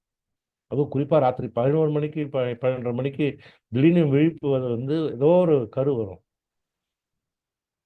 ஆஹா, சரி காலையில் எழுதி வச்சுக்குவோம், இது இப்போ எந்திரிச்சு தூக்கம் கட்டுருமே அப்படின்ட்டு யோசிச்சுப்பேன். எப்படி மறந்துடக்கூடாது, எப்படி மறப்போம், நல்ல விஷயம் தானே இப்படி அப்படின்னு எல்லாம் கனெக்ட் பண்ணி வச்சிருப்பேன். காலையில் எழுந்திரிச்சு பார்த்தா சுத்தமாக நினைவு இருக்காது. நிறைய தடவை மனசு வருத்தப்பட்டிருக்கேன். இப்போ பக்கத்தில் வந்து பேனா பேப்பர் வச்சுக்கிட்டு எழுதவும் முடியாத நேரத்தில். அப்புறம் தான் இப்போல்லாம் வந்து ஒன்று புரிஞ்சுக்கிட்டேன். இப்போ வந்து பக்கத்தில் ஃபோன் வச்சுக்கிறது. அதனால் நம்ம டக்குன்னு வாட்ஸ்அப் எடுத்து எனக்கு நானே வந்து செய்தி அனுப்ப முடியும் அப்படிங்கிறது தெரிஞ்சுக்கிட்டேன் வாட்ஸ்அப்பில். அதில் அதை பற்றி ஒரு 2 3 வார்த்தைகளை சொல்லி விட்டுட்டோம்னா மறக்க மாட்டோம். ஸோ இப்போ கதைக்கு தேவையான 3 விஷயங்கள் வந்து பற்றி பார்த்தோம். சம்பவம், ஒரு கதாபாத்திரம், பிறகு அந்த இடம் செட்டிங். அந்த செட்டிங் வந்து மிக முக்கியம். நான் செட்டிங்க்கு தான் அந்த ஒயின் கடையை வந்து உதாரணத்துக்கு சொன்னேன். சம்பவத்துக்கு இவரை சொன்னேன். கதாபாத்திரத்தை போகிற போக்கில் வரும்போது நான் சொல்கிறேன். இப்போ எழுத தொடங்கணும். எழுத ஆரம்பிக்கும் போது எப்படி எழுதுறது? சரியா எழுதுறதா அப்படின்னா இல்லை, என்ன வருதோ எழுதுங்க, கவலையே படாதீங்க, எழுதுங்க, தாராளமாக எழுதுங்க, எழுதிட்டே இருங்க. எழுதுகிற போக்கில் எழுதிட்டே போங்க, என்னெல்லாம் தோணுதோ எழுதிக்கிட்டே வாங்க. எழுதிக்கிட்டே வரும்போது கதை வந்து சில நேரங்களில் வந்து நான் சொன்னது போல ஏற்கனவே கரு மாதிரி ஆகும். வயிற்றுக்குள்ள வந்து கரு உண்டான உடனே அவர் டாக்டர் ஆயிடுவார், இன்ஜினியர் ஆயிடுவார், எல்லாம் முடிவு பண்ணுவாங்க. கடைசியில் பார்த்தா அவர் ஜெயிலுக்கு போயிடுவார், இல்லை ஒரு சமூக விரோதியாக கூட வரலாம். அப்போ நம்மால வந்து எப்படி தீர்மானிக்க முடியாதோ அதே மாதிரி தான் கதையில் வர கதை மாந்தர்களையும் நம்ம வந்து முன்னாலே முடிவு பண்ண முடியாது, எப்படி போகும்னே சொல்ல முடியாது. நீங்க அவர்களை அங்கே உலா விடுகின்றீர்கள் உங்களுடைய எழுத்துக்களின் வழியாக. அவை அவரை கொண்டு போய்விடும், எங்கேயோ கொண்டு போயிட்டே இருக்கும், அது பாட்டு வளர்ந்துக்கிட்டே போகும். எப்போ எப்படி போகுதுன்னே உங்களுக்கே தெரியாது. அப்படியே ஒன்று ஒன்று ஒன்றா ஒரு லாஜிக்கலாக வந்து வந்துட்டே தான் இருக்கும். அப்பதான் உங்களால் அந்த பாத்திரங்களை உருவாக்க முடியும். சென்னை வெள்ளத்துல வந்து நான் ஒரு செய்தி படித்தோம். ஒரு டைம்ஸ் ஆஃப் இந்தியா நாளிதழில் கடைசி நிமிடங்கள், சென்னையில் உங்களுக்கு தெரியும் அந்த செம்பரம்பாக்கம் தண்ணீர் திறந்து விடப்பட முடியாத காரணத்தினால் அன்றைக்கு ஒரு அரசாங்கத்தினுடைய மெத்தனத்தினால், அரசாங்கம்னா அரசியல் வாதிகளாகவோ இல்லை வந்து அரசாங்க அதிகாரிகளோ யாரோ என்று தெரியாது, ஆனால் அது ஒரு ஃபெயிலியர் ஆஃப் கவர்மெண்ட் மெஷினரி. அதனால தண்ணி வந்து கடைசி நேரத்தில் திறந்து விடும்போது அவர்கள் எதிர்பார்த்ததை விட பல மடங்கு தண்ணீர் வந்து வந்துவிட்டது. கணக்கில் எடுத்துக்கல, நான் இவ்வளோதாங்க திறந்தேன் அப்படின்னு அவர் அங்கே சொல்கிறாரு. ஆனால் வழியில் வருகின்ற சின்ன சின்ன ஓடைகள் எல்லாம் சேர்ந்து அதனுடைய வீச்சு 3 மடங்காக வரும்போது, சென்னைக்குள்ளே வரும்போது தண்ணீர் வந்து பல பகுதிகளை வந்து 2வது மாடி 3வது மாடி எல்லாம் மூழ்கடித்து லட்சக்கணக்கான பேர் பாதிக்கப்பட்டார்கள், ஆயிரக்கணக்கானவர்கள் இறந்து போனது வந்து நாம் படித்தோம். அதில் ஒரு துயரமான ஒரு சம்பவத்தில் தான் ஒரு தந்தை வந்து கடைசி நிமிடங்கள் வரை தன்னோட மக்களோடோ யாரோடையோ பேசிட்டு, நான் நண்பரோடோ பேசுகிறார். தண்ணி வந்துச்சு போச்சுன்னு கடைசியில் சாகிறதுக்கு முன்னால் வரைக்கும் அவர் ஃபோன் ஆன்ல தான் இருந்திருக்கு. தண்ணி வந்து கீழே வந்து முதல் மாடி 2வது மாடி அப்படியே வந்து தண்ணி அவர் டேபிள் மேலே ஏறி நிற்க, பெஞ்ச் மேலே ஏறி நிற்க, கடைசியில் இங்கே வந்து தண்ணி வந்து அப்படியே போயிட்டார். இதை வந்து அதை எழுதியிருந்தாங்க பேப்பரில். இந்த செய்தியை போட்டு படித்த உடனே அது ரொம்ப நாளாக என்னை வந்து அந்த கேரக்டர் விடலை. அந்த கேரக்டர் எப்படி இருந்திருக்கும், அவர் மனநிலை எப்படி இருக்கும்? ஒரு ஆள் திடீர்னு சுட்டுட்டா கூட போயிடுவார், இல்லை இதயம் டக்கு நின்று போனா கூட போயிடுவார். ஆனால் சாக போகிறோம், ஒரு நோய் வந்து சாகிறவங்க கூட சரி பரவாயில்ல, நோய் வாழ்ந்தோம் போகிறோன்னு. இது வந்து அவர் ஒன்றுமே செய்யாத தவறு, தி ஃபெயிலியர் ஆஃப் த மிஷினரி. அதனால அவன் தண்ணி வருது, இன்னும் தனக்கு தனக்கு தப்பிக்கிறதுக்கே வழி இல்லை அப்படின்னு இருக்கும்போது அந்த மனநிலை எப்படி இருக்கும்? அதே நேரத்தில் அவர்களை சார்ந்தவர்கள் வந்து உதவ முடியலையே, கண்ணு முன்னாலேயே வந்து போகிறாங்களே அப்படின்னா எப்படி இருக்கும்போது அந்த கேரக்டர் வந்து அந்த கதாபாத்திரம் வந்து உள்ளுக்குள்ள அப்படியே வந்து குறைஞ்சிக்கிட்டே இருந்தது. எங்கேயோ இருக்கு, அது தினம் வந்துட்டு வந்துட்டுலாம் போகாது, அது வரும், திடீர்னு வரும். அப்போ நான் சென்னையை பற்றி ஒரு சமீபத்தில் ஒரு நான் குறு நாவல், முதல் முறையாக ஒரு குறு நாவல் லவ் யூ சென்னை அப்படின்னு ஒரு கதை எழுதும்போது 3 பேர் சென்னைக்கு வரும்போது சென்னையில் வந்து அவர்களுடைய வாழ்க்கையும் அதுக்கு பிறகு அவங்க வந்து ஒரு பெரிய ஃபினான்ஷியல் ஃப்ராடில் போய் மாட்டிக்கிற மாதிரி கதை. ஆனா இந்த 3 பேருக்குமே நம்ம வந்து அப்படியே எழுதியிருந்தா அது ஒரு சிறுகதையை ஒரு நீண்ட சிறுகதையா கூட போயிருக்கலாம். அப்ப ஒரு நாவலா ஆக்கணும்னா இவங்க 3 பேருக்குமே ஒரு இண்டிபெண்டன்ட்டா ஒரு ஒரு பேக்கிரவுண்ட் தனி டிஃபரெண்ட் பேக்கிரவுண்ட் குடுக்கணும்னு சொல்லும்போது, இந்த கேரக்டர்ல ஒரு கேரக்டருடைய அப்பா, அம்மா அப்படி இறந்து போனா எப்படி இருக்கும்? அந்த பெண் எப்படி இருக்கும்? அப்படிங்கிறத கொண்டு வரும். அப்ப கதாபாத்திரங்களும் வந்து உங்களை will inspire you to write. சரிங்களா? அப்ப 3 விஷயம் பார்ப்போம். 1 ஏதேனும் ஒரு சம்பவம். ரயில்ல வந்து நான் பார்த்த அந்த ஒரு மனிதனா உயிரோடு இருக்கிறானா? அவனா? அதுவா? அப்படிங்கிறது ஒரு சம்பவம். இல்லன்னா ஒரு இடம், ஒரு ஒரு ஒரு பிளேஸ், ஒரு ஒயின் ஷாப் எப்படி இருக்கணும்? பின்னால பார் எப்படி இருக்கணும்னு பார்த்தோம். 3வது வந்து கேரக்டர்ஸ், கதாபாத்திரங்கள். இதுதான் வந்து நமக்கு வந்து மிக முக்கியம். இந்த கதாபாத்திரங்களை செதுக்குறதோ, இடத்த செதுக்குறதோ எப்படி அப்படிங்கிறத இப்போ அடுத்தது பார்ப்போம். ஒரு இடத்த பத்தி சொல்லும்போது, விவரிக்கும்போது, இது அழகான ஊர், இது சிறப்பான ஊர், அருமையான ஊர். இதே மாரி ஒரு ஊர பார்க்க முடியாது. கோலாலம்பூர் மாதிரி ஒரு ஊர உலகத்துல பார்க்க இப்படிலாம் திரும்ப திரும்ப நீங்க 10 வரி எழுதுனா கூட, எனக்கு கோலாலம்பூர் பிடிபடவே பிடிபடாது. அப்ப என்ன அடிப்படையானது? முதல்ல இங்க ஒரே ஒரு விஷயத்த மட்டும் எடுத்துக்கங்க. நடுவுல ஒரு சின்ன டீவியேஷன் போயிட்டு வரும். இந்த இந்த அட்ஜெக்டிவ்ஸ் யூஸ் பண்றத நிறுத்திக்கணும். அவர் ரொம்ப நல்லவருங்க. அவர் கோவக்காரருங்க. அப்படிங்கிற மாதிரி ஒருத்தர் குணாதிசயங்களை சொல்லக்கூடியவைகளை அவங்கள பத்தி சொல்றதெல்லாம் எப்பவோ வர்றாங்க. அட்ஜெக்டிவ்ங்கிறது ஒரு ஒரு ஒரு ட்ரெஸ்ஸிங் அந்த அந்த டீசர்ட் மாரி தான் அது. திராட்சை இது மேல ஐஸ்கிரீம் மேல வச்சிருக்கிற அந்த செர்ரி பழம் போல தான். அந்த செர்ரி பழத்த இவ்வளோ பழத்த எடுத்து சாப்பிட்டு பாருங்க. கசக்கும். அதுபோல தான் அட்ஜெக்டிவ்ஸ் வந்து தேவையில்ல. ஒருத்தருடைய குணாதிசயங்களை சொல்லும்போது, அது இப்ப கேரக்டர வந்து நான் வரும்போது சொல்றேன். இப்ப முதல்ல இந்த இடத்த பத்தி விவரிக்கிறது சொல்லுவோம். ஒரு ஒரு இடத்த பத்தி இப்ப நான் ரயில் பெட்டிய பத்தி சொல்றேன்னா, அந்த ரயில் பெட்டிய வந்து உங்களுக்கு கண்ணு முன்னால கொண்டு வரணும். அந்த ஒயின் ஷாப் பின்னால இருக்க அந்த பார பத்தி சொல்றேன். அந்த பார நான் வந்து விவரிக்கணும். ஐய்யயோ! ரொம்ப அசிங்கமான இடம். அங்க போனாலே நீங்க விரும்பவே மாட்டீங்க. இப்படிலாம் சொன்னாலாம் அது மனசுக்குள்ள வராது. ஒரு காட்சியாக வந்து கொண்டு வரணும். சினிமா வந்து ஒரு நல்ல உதாரணம். முதல்ல சினிமாக்கள் வந்தபோது நாடகமா தான் இருந்தது. நாடகங்கள் தான் சினிமா. நீங்க ஒரு இவரு பாலச்சந்தர் படங்கள்லாம் பார்த்தீங்கன்னா, ஒரு 7 பேர் நிப்பாங்க ஒரு ஃப்ரேம்ல. ஒவ்வொருத்தரா பேசுவாங்க. கேமரா மூவ் ஆயி வரும். இவரு பேசி முடிப்பாரு. அவங்க பேசுவாங்க. இதெல்லாமே வந்து நாடகம் தான்.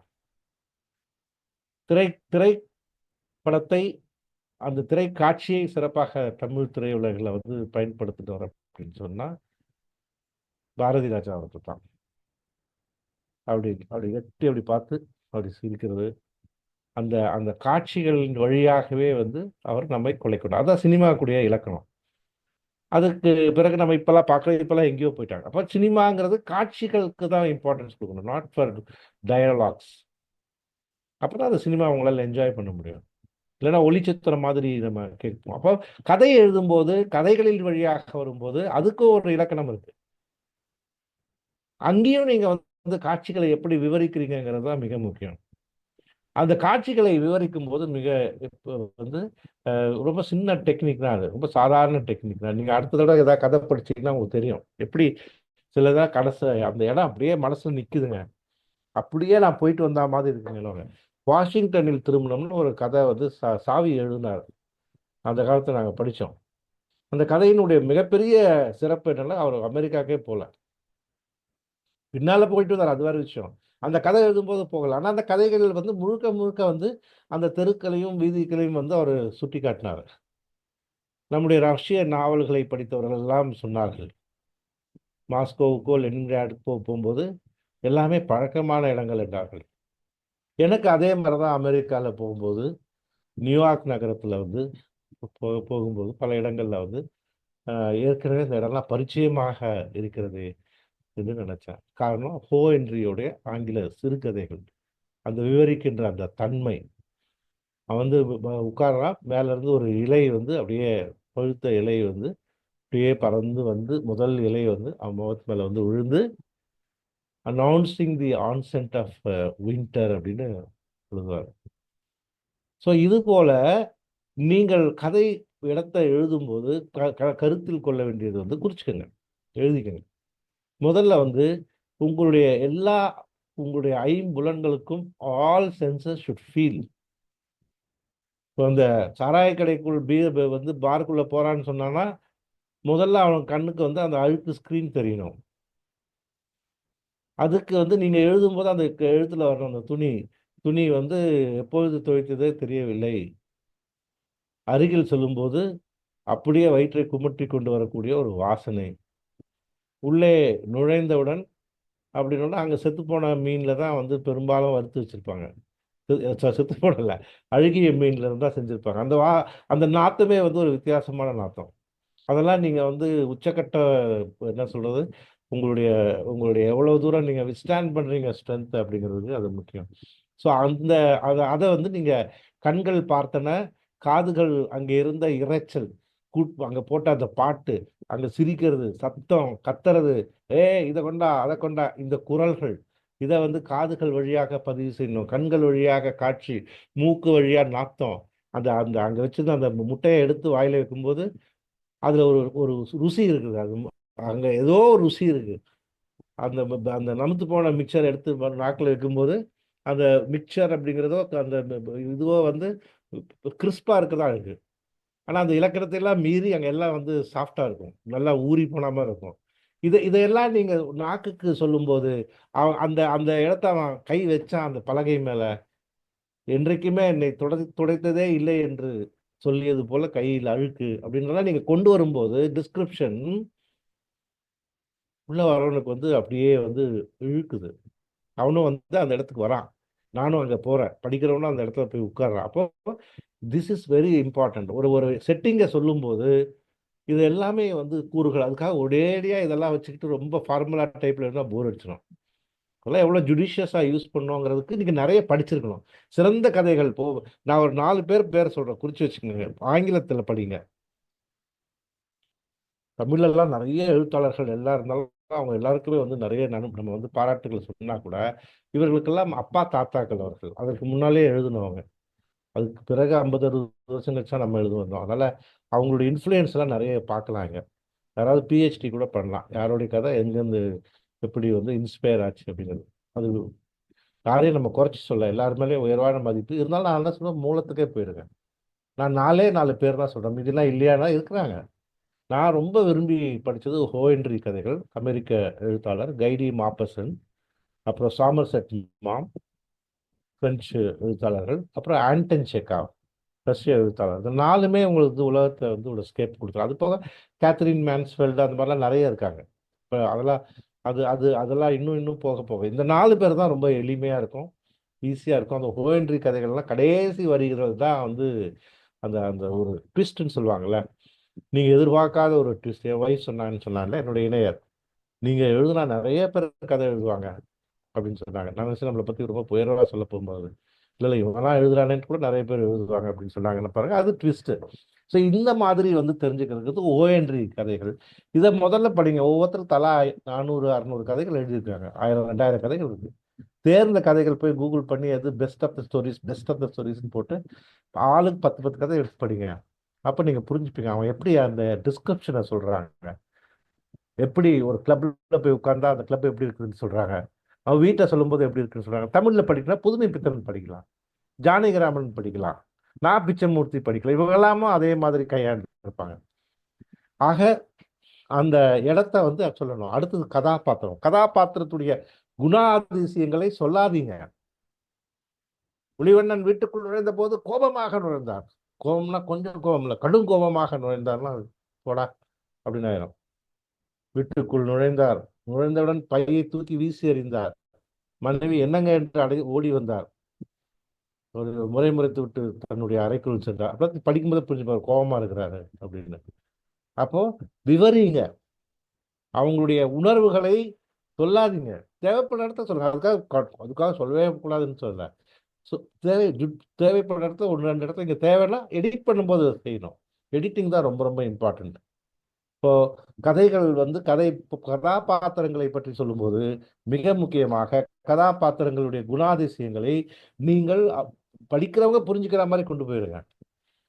படிக்கிறவன வந்து முதல் 10, 20 பக்கத்துக்கு வந்து சமீபத்துல கருப்பர் நகரம்னு நம்ம கரண் கார்கியுடைய புத்தகம் படிச்சவர் முதல் 50 பக்கத்துக்கு வந்து அவன் மென்டலா அந்த கேரக்டர் இல்லை அவன் எப்படிப்பட்டவன் யாரு அப்படின்னு நம்மளை வந்து ஒரு அலக்கழிக்க வச்சிருவாங்க. அது போஸ்ட் மாடர்னிஸ்டிக் அப்ரோச் எழுதியிருப்பாரு. அதுக்கப்புறம் தான் கதை கிரிப்புக்கு வரும். கரண் கார்கி இப்போ தற்போது எழுதி கொண்டிருப்பவர்கள் கரண் கார்கி, அடையாற்றங்கரையிலே பிரபாகரன், நாராயணன் கண்ணகி, இவங்கெல்லாம் வந்து இன்னைக்கு வந்து மாடர்ன் ரைட்டர்ஸ். இன்னும் 80களில் வந்து புக்கு, 90களில் வந்து புக்கெல்லாம் நீங்கள் படிக்கிறவங்களா இருந்தால் நான் ஒன்றுமே சொல்றதுக்கு இல்லை. ஸோ இப்படிப்பட்டவர்களை நீங்கள் வந்து வாசிக்கணுன்றது தான் என்னுடைய வேண்டுகோள். அப்போ நீங்கள் நீங்கள் அந்த கேரக்டரைசேஷன் வந்து ரொம்ப ரொம்ப இம்பார்ட்டன்ட். கேரக்டர்ஸ் தான் முக்கியம். அடுத்து இந்த கேரக்டர் பேசக்கூடிய டோன் வந்து முக்கியம். நீங்கள் அனா கரீனினா புக்கை எடுத்து பாருங்களேன். எந்த பக்கத்தை எடுத்து பார்த்தாலுமே அந்த அந்த வரிகள் படிக்கும் போதே நமக்கு தெரிஞ்சதை யார் பேசினாங்க, வேலைக்காரன் பேசினானா, முதலாளி பேசினானா, கதை பெண் பேசினாளா அப்படிங்கிறது உங்களால சொல்ல முடியும். அப்ப அந்த tone of the language, tone of the character வந்து ஷுட் பி மெயின்டைன் யூனிஃபார்ம்லி. அது ஒரே மாதிரி கன்சிஸ்டண்டா வரணும். இன்னைக்கு கூட ஒருத்தரோட பேசும்போது சொன்னேன். அவங்க வந்து மொழிபெயர்ப்பு செஞ்சு அனுப்பிச்சாங்க. நான் சொன்னேன், இந்த வசனம் நீங்க நீங்க எனக்கு அனுப்புறதுக்கு முன்னாலே நீங்க தயவு செஞ்சு இந்த வசனத்தை சொல்லி பாருங்கன்னு சொன்னேன். நீங்க இந்த மாதிரி பேசுவீங்களா? நீங்க வந்துட்டீங்க என்கிட்ட, இப்ப நீங்க கிட்ட நெருங்கி வந்தா அதான் என் முகம் அப்படியே இங்கிலீஷ்ல I blushed because you came so close to me அப்படின்னு சொல்லுவாங்களா? அது விவரிக்கும் போது எழுதலாம். ஒரு கான்வர்சேஷன் வருமா அவ்வளோ பெருசு, ஐயோ கிட்ட வராதீங்க, எனக்கு ரொம்ப வெக்கமா இருக்கு ப்ளீஸ் அப்படின்னு அந்த அந்த அந்த இயல்பான மொழியில சுருக்கமா வந்து அது உரையாடல் தான் மிக முக்கியம். கதாபாத்திரங்களுடைய நேரம் நெருங்கிக்கிட்டு இருக்கனால நான் கொஞ்சம் ஷிஃப்ட் பண்ணி போறேன். உரையாடல்கள் தான் மிக முக்கியம். உரையாடல்கள் வந்து இயல்பாக இருக்கணும். முதல்ல வந்து பேசுற கதாபாத்திரங்களுடைய டோன் ஆஃப் லாங்குவேஜ். இப்போ நான் பேசும்போது நீங்க கவனிச்சிருப்பீங்க, இதே கருத்தை வந்து வேற ஒருத்தர் பேசும்போது அவர் வேற மாதிரி பேசுவாரு. நான் பயன்படுத்துறது என்னுடைய மொழியை வந்து ரொம்ப எச்சரிக்கையோடு நல்ல தமிழ்ல, அதே நேரத்தில் வந்து சில நேரங்களில் வந்து ரொம்ப தமிழ் படுத்துறோம்னு சொல்லி சில முக்கியமான விஷயங்களை சொல்லாமல் போயிடக்கூடாதுங்கிறது அங்கங்கே கொஞ்சம் ஃப்ளேவர் கொடுக்குறோம். இது இது வந்து ஒவ்வொருத்தருக்கும் ஒரு ஸ்டைல், யூனிக் ஸ்டைல். அப்போ அந்த அந்த உங்களுடைய கதாபாத்திரங்களுக்கும் அவர்களுடைய மொழி வந்து ஷுட் பி யூனிக். முதல்ல எப்படி தொடங்குறீங்களோ கடைசி வரைக்கும் போகலாம். அதெல்லாம் எடிட்டிங் ஸ்டேஜில் பார்த்துங்க. முதல்ல அதெல்லாம் பார்க்காதீங்க. முதல்ல என்ன வருதோ எழுதிருங்க. கட கட கடன்னு வந்து வந்துடட்டும். அப்படியே கொட்டிருங்க. நீங்க you should not control anything that comes out. நம்ம உடம்பிலிருந்து வரக்கூடிய எதையுமே நீங்க கண்ட்ரோல் பண்ண முடியாது. வாமிட் பண்ணணும்னா வாமிட் பண்ணிட்டே இருக்கணும். அதுக்கப்புறம் அதை பார்த்து சுத்தப்படுத்திக்கலாம். எதுவா இருந்தாலுமே அது பொருந்தும். அதே மாதிரி தான் எழுத்துமே. நீங்க அதை போய் வந்து கண்ட்ரோல் பண்ணாதீங்க. Let it come. யாரும் பார்க்க போறதில்ல. நீங்க தான் பார்க்க போறீங்க. ஒரு ஒரு வாரம் கழிச்சு அதை எடிட் பண்ணுங்க. எது தேவையில்லை, எதை எடுக்கலாம், எதை செய்யலாம், எதை செதுக்கலாம் அப்படிங்கிறது வரும்போது, கடைசி கட்டத்தில் வரும்போது உரையாடல்கள் எடுத்த உடனே அதை ரொம்ப ஃபோக்கஸ் பண்ணாதீங்க. என்ன வருதோ எழுதிருங்க. உரையாடல்கள் எல்லாம் சரி பண்றது பின்னால பார்த்துக்கலாம். ஒரே மாதிரி கன்சிஸ்டண்டா வந்து அந்த உரையாடல்கள் இருக்குதான்றத பார்த்துக்கணும். 2வது, உங்களுடைய உரையாடல்கள் ரொம்ப இயல்பா மனிதர்கள் பேசுவது போல இருக்கணும். இப்ப நான் வந்து இலங்கை தமிழர்கள் பேசுவது போல இருந்தா, இலங்கை தமிழர்கள் என்ன சொற்களை அவர்கள் வந்து எழுதுவாங்க, பாவிப்பாங்க, பயன்படுத்துவாங்க அப்படிங்கிறத ஓரளவுக்கான அறிவு நமக்கு இருக்கணும். அது இல்லைன்னா யார்ட்டையாவது கேட்டாவது படிச்சிருக்கணும். அதை தான் நம்ம வந்து பயன்படுத்த முடியும். அப்பதான் இயல்பா இருக்க முடியும். எல்லாத்தையும் ஒரே மொழி நடையில எழுத முடியாது. தமிழுடைய சிறப்பே வந்து அந்தந்த இடத்துக்கு ஏற்ற மாதிரி இருக்கு. திருநெல்வேலி தமிழ் எழுதும்போது அந்த மொழியில பேசுறது வந்து நம்ம எழுதணும். வீம்புக்குன்னா முயற்சி பண்ணி வந்து மேற்கொள்ளாது. போக போக வரும். அப்போ நீங்க அந்த மொழி நடை ஒவ்வொரு கேரக்டர்ஸ்குள்ளதையும் நம்ம வந்து கவனத்துல எடுத்துக்கிறோம். ஒவ்வொரு ஒவ்வொரு கதாபாத்திரமும் இப்படித்தான் பேசணும்னு நம்ம முடிவு பண்றோம். அதுக்கப்புறம் நம்ம அங்கங்க விவரிப்போம் தெரியுமா ஆசிரியர். ஆசிரியர் வந்து இப்ப கதையை எப்படி எழுதுறோம்னு பார்க்குறோம். கதையை வந்து 2 விதமா தான் சாதாரணமா இப்படிதான் எழுதுவாங்க. ஒண்ணு ஃபர்ஸ்ட் பெர்சன்லயே முழுக்க வந்து அவன் தன்னிலையிலே வரா மாதிரி முழுக்க முழுக்க முழுக்க வந்து அவனே கதை சொல்ற மாரி வந்து வரும். அங்க ஆசிரியர் வரவே மாட்டாரு. நான் அந்த தப்பு செஞ்சிருக்க கூடாது. நான் இந்த பஸ்ல ஏறியிருக்கவே கூடாது அப்படின்னு ஆரம்பிக்கிறோம். அந்த மாதிரி இந்த ஆரம்பமே வந்து ஒரு ரொம்ப முக்கியம். இந்த முதல் 2 ஒரு லைன்லயே ஒரு ஆள உள்ள இழுக்கலன்னு வச்சுக்கோங்களேன், அதுக்கப்புறம் ரொம்ப கஷ்டம். ஏன் அவரு சிறுகதையில ரொம்ப முக்கியம். நான் இந்த பஸ்ல ஏறிக்கவே கூடாது. நான் பெரிய தப்பு பண்ணிட்டேன் அப்படின்னு ஆரம்பிச்சு, அவளை பார்த்தேன். அவள் தானா அது? ஆமா, அவள் தான். அப்படின்னு அப்படியே கொண்டு போறோம். இது வந்து முழுக்க முழுக்க ஃபர்ஸ்ட் பெர்சன்லயே வரும். கடைசி வரைக்கும் அப்படியே போயிடும். தேர்ட் பர்சனுங்கிறது தான் நம்ம வந்து நீங்க அங்க வந்து எழுத்தாளர் உள்ள வருவார். மோகன் இன்று மாலை எப்படியாவது போய் வந்து அதிகாரியை சந்தித்து விட வேண்டும் என்று தீர்மானித்தார்னா அவங்க கதாசிரியர் இருக்காருன்னு அர்த்தம். கதாசிரியர் வந்து ரொம்ப ஜாக்கிரதையா இருக்கும். ஏன்னா அவர் வந்துடக்கூடாது, உள்ளாடை மாதிரி அவர்.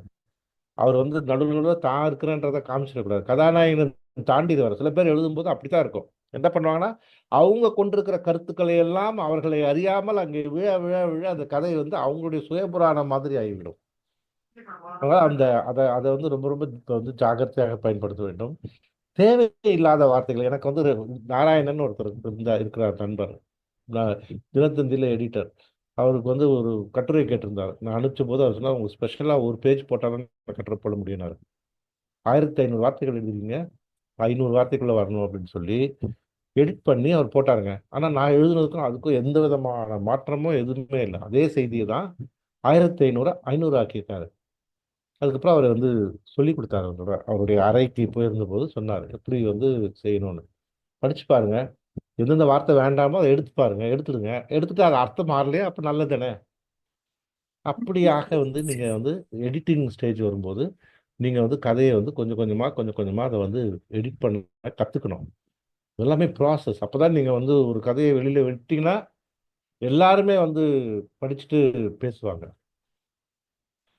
அப்போ அந்த எடிட்டிங் ஆஸ்பெக்ட் இம்பார்ட்டன்ட். தேவையில்லாத வார்த்தைகள் இருக்கணும், உரையாடல்களை வந்து சரி பண்ணணும். இதெல்லாம் மிக முக்கியம். கடைசியாக ரெண்டு ரெண்டு விஷயத்தை மட்டும் முடிச்சிடறேன். எப்படி கதையை ஆரம்பிக்கணும், எப்படி முடிக்கணும். ஆரம்பமே முதல் வரியே வந்து அப்படியே உள்ள இழுக்கிற மாதிரி இருக்கணும். இது ஒரு மார்க்கெட்டிங் ட்ரெண்டு தான். நிறைய இன்னைக்கு இன்னைக்கு ரொம்ப ரொம்ப முக்கியம். இன்னைக்கு இருக்கிற சூழல்ல ஒரு 40 வருஷத்துக்கு முன்னால எழுதியிருந்தோம்னா நல்லா இருந்திருக்கும். 40 வருஷத்துக்கு முன்னால எழுதியிருந்தோம்னா அப்போ படிக்கிறதுக்கு வந்து எது கொடுத்தாலும் படிச்சுக்கிட்டு இருந்தாங்க. ஆனால் அப்போ இருந்த துரதிர்ஷ்டம் வந்து எல்லாராலையுமே மெயின் ஸ்ட்ரீம்ல எழுதுறவங்கள மட்டும்தான் எழுத்தாளர்களாக பார்ப்பாங்க. இது எல்லாரையும் கேவலமாக பார்ப்பாங்க. மெயின் ஸ்ட்ரீம்ல போய் எழுத முடியும்னா எல்லாராலும் முடியாது. அங்கே கரெக்டாக ஒரு கூட்டம் உட்காந்துருக்கும். அந்த கூட்டத்தை தாண்டி உள்ள போக முடியாது. அதில் எத்தனையோ நல்ல எழுத்தாளர்கள்லாம் நம்ம இழந்திருக்கிறோம். அங்கே வந்து நிறைய ஜாதி அரசியல் இருக்குது. எல்லா அரசியலும்லாம் நம்ம பார்த்துட்டு தான் வந்திருக்கிறோம். அது இன்றைக்கு வந்து வந்து ஜனநாயகத்தன்மை வந்திருக்கு. ஏன்னா யார் வேணாலும் போய் போடலாம். ஒரு பெரிய தேர்ந்த எழுத்தாளர் எழுதியிருப்பார், யாரும் கண்டுக்காம போயிருப்பாங்க. புதுசாக இப்போ தான் எழுதியிருப்பார் ஒரு 3 மாசமா, அதுக்கு வந்து நிறைய பேர் படிச்சுட்டு வந்து சொல்லுவாங்க. இன்றைக்கு தான் வந்து வந்து ஒரு ஃப்ரீ மார்க்கெட்னு சொல்லக்கூடிய அளவுக்கு எல்லாருக்குமே வந்து ஒரு ஜனநாயகத்தன்மை. ஸோ அந்த வகையில் வந்து இன்றைய காலம் வந்து ஒரு சரியான காலம்தான்.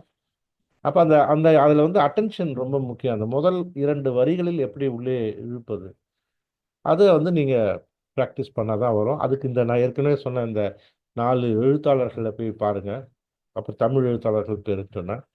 இதெல்லாம் படிக்க படிக்க தான் உங்களுக்கு வந்து இன்ஸ்பிரேஷன் வரும். முதல்ல சொன்ன மாதிரி மொட்டை மாடியில இருந்து தொட்டியில் தண்ணி இருந்தால் தான் இங்கே குழாயில் தண்ணி வரும்.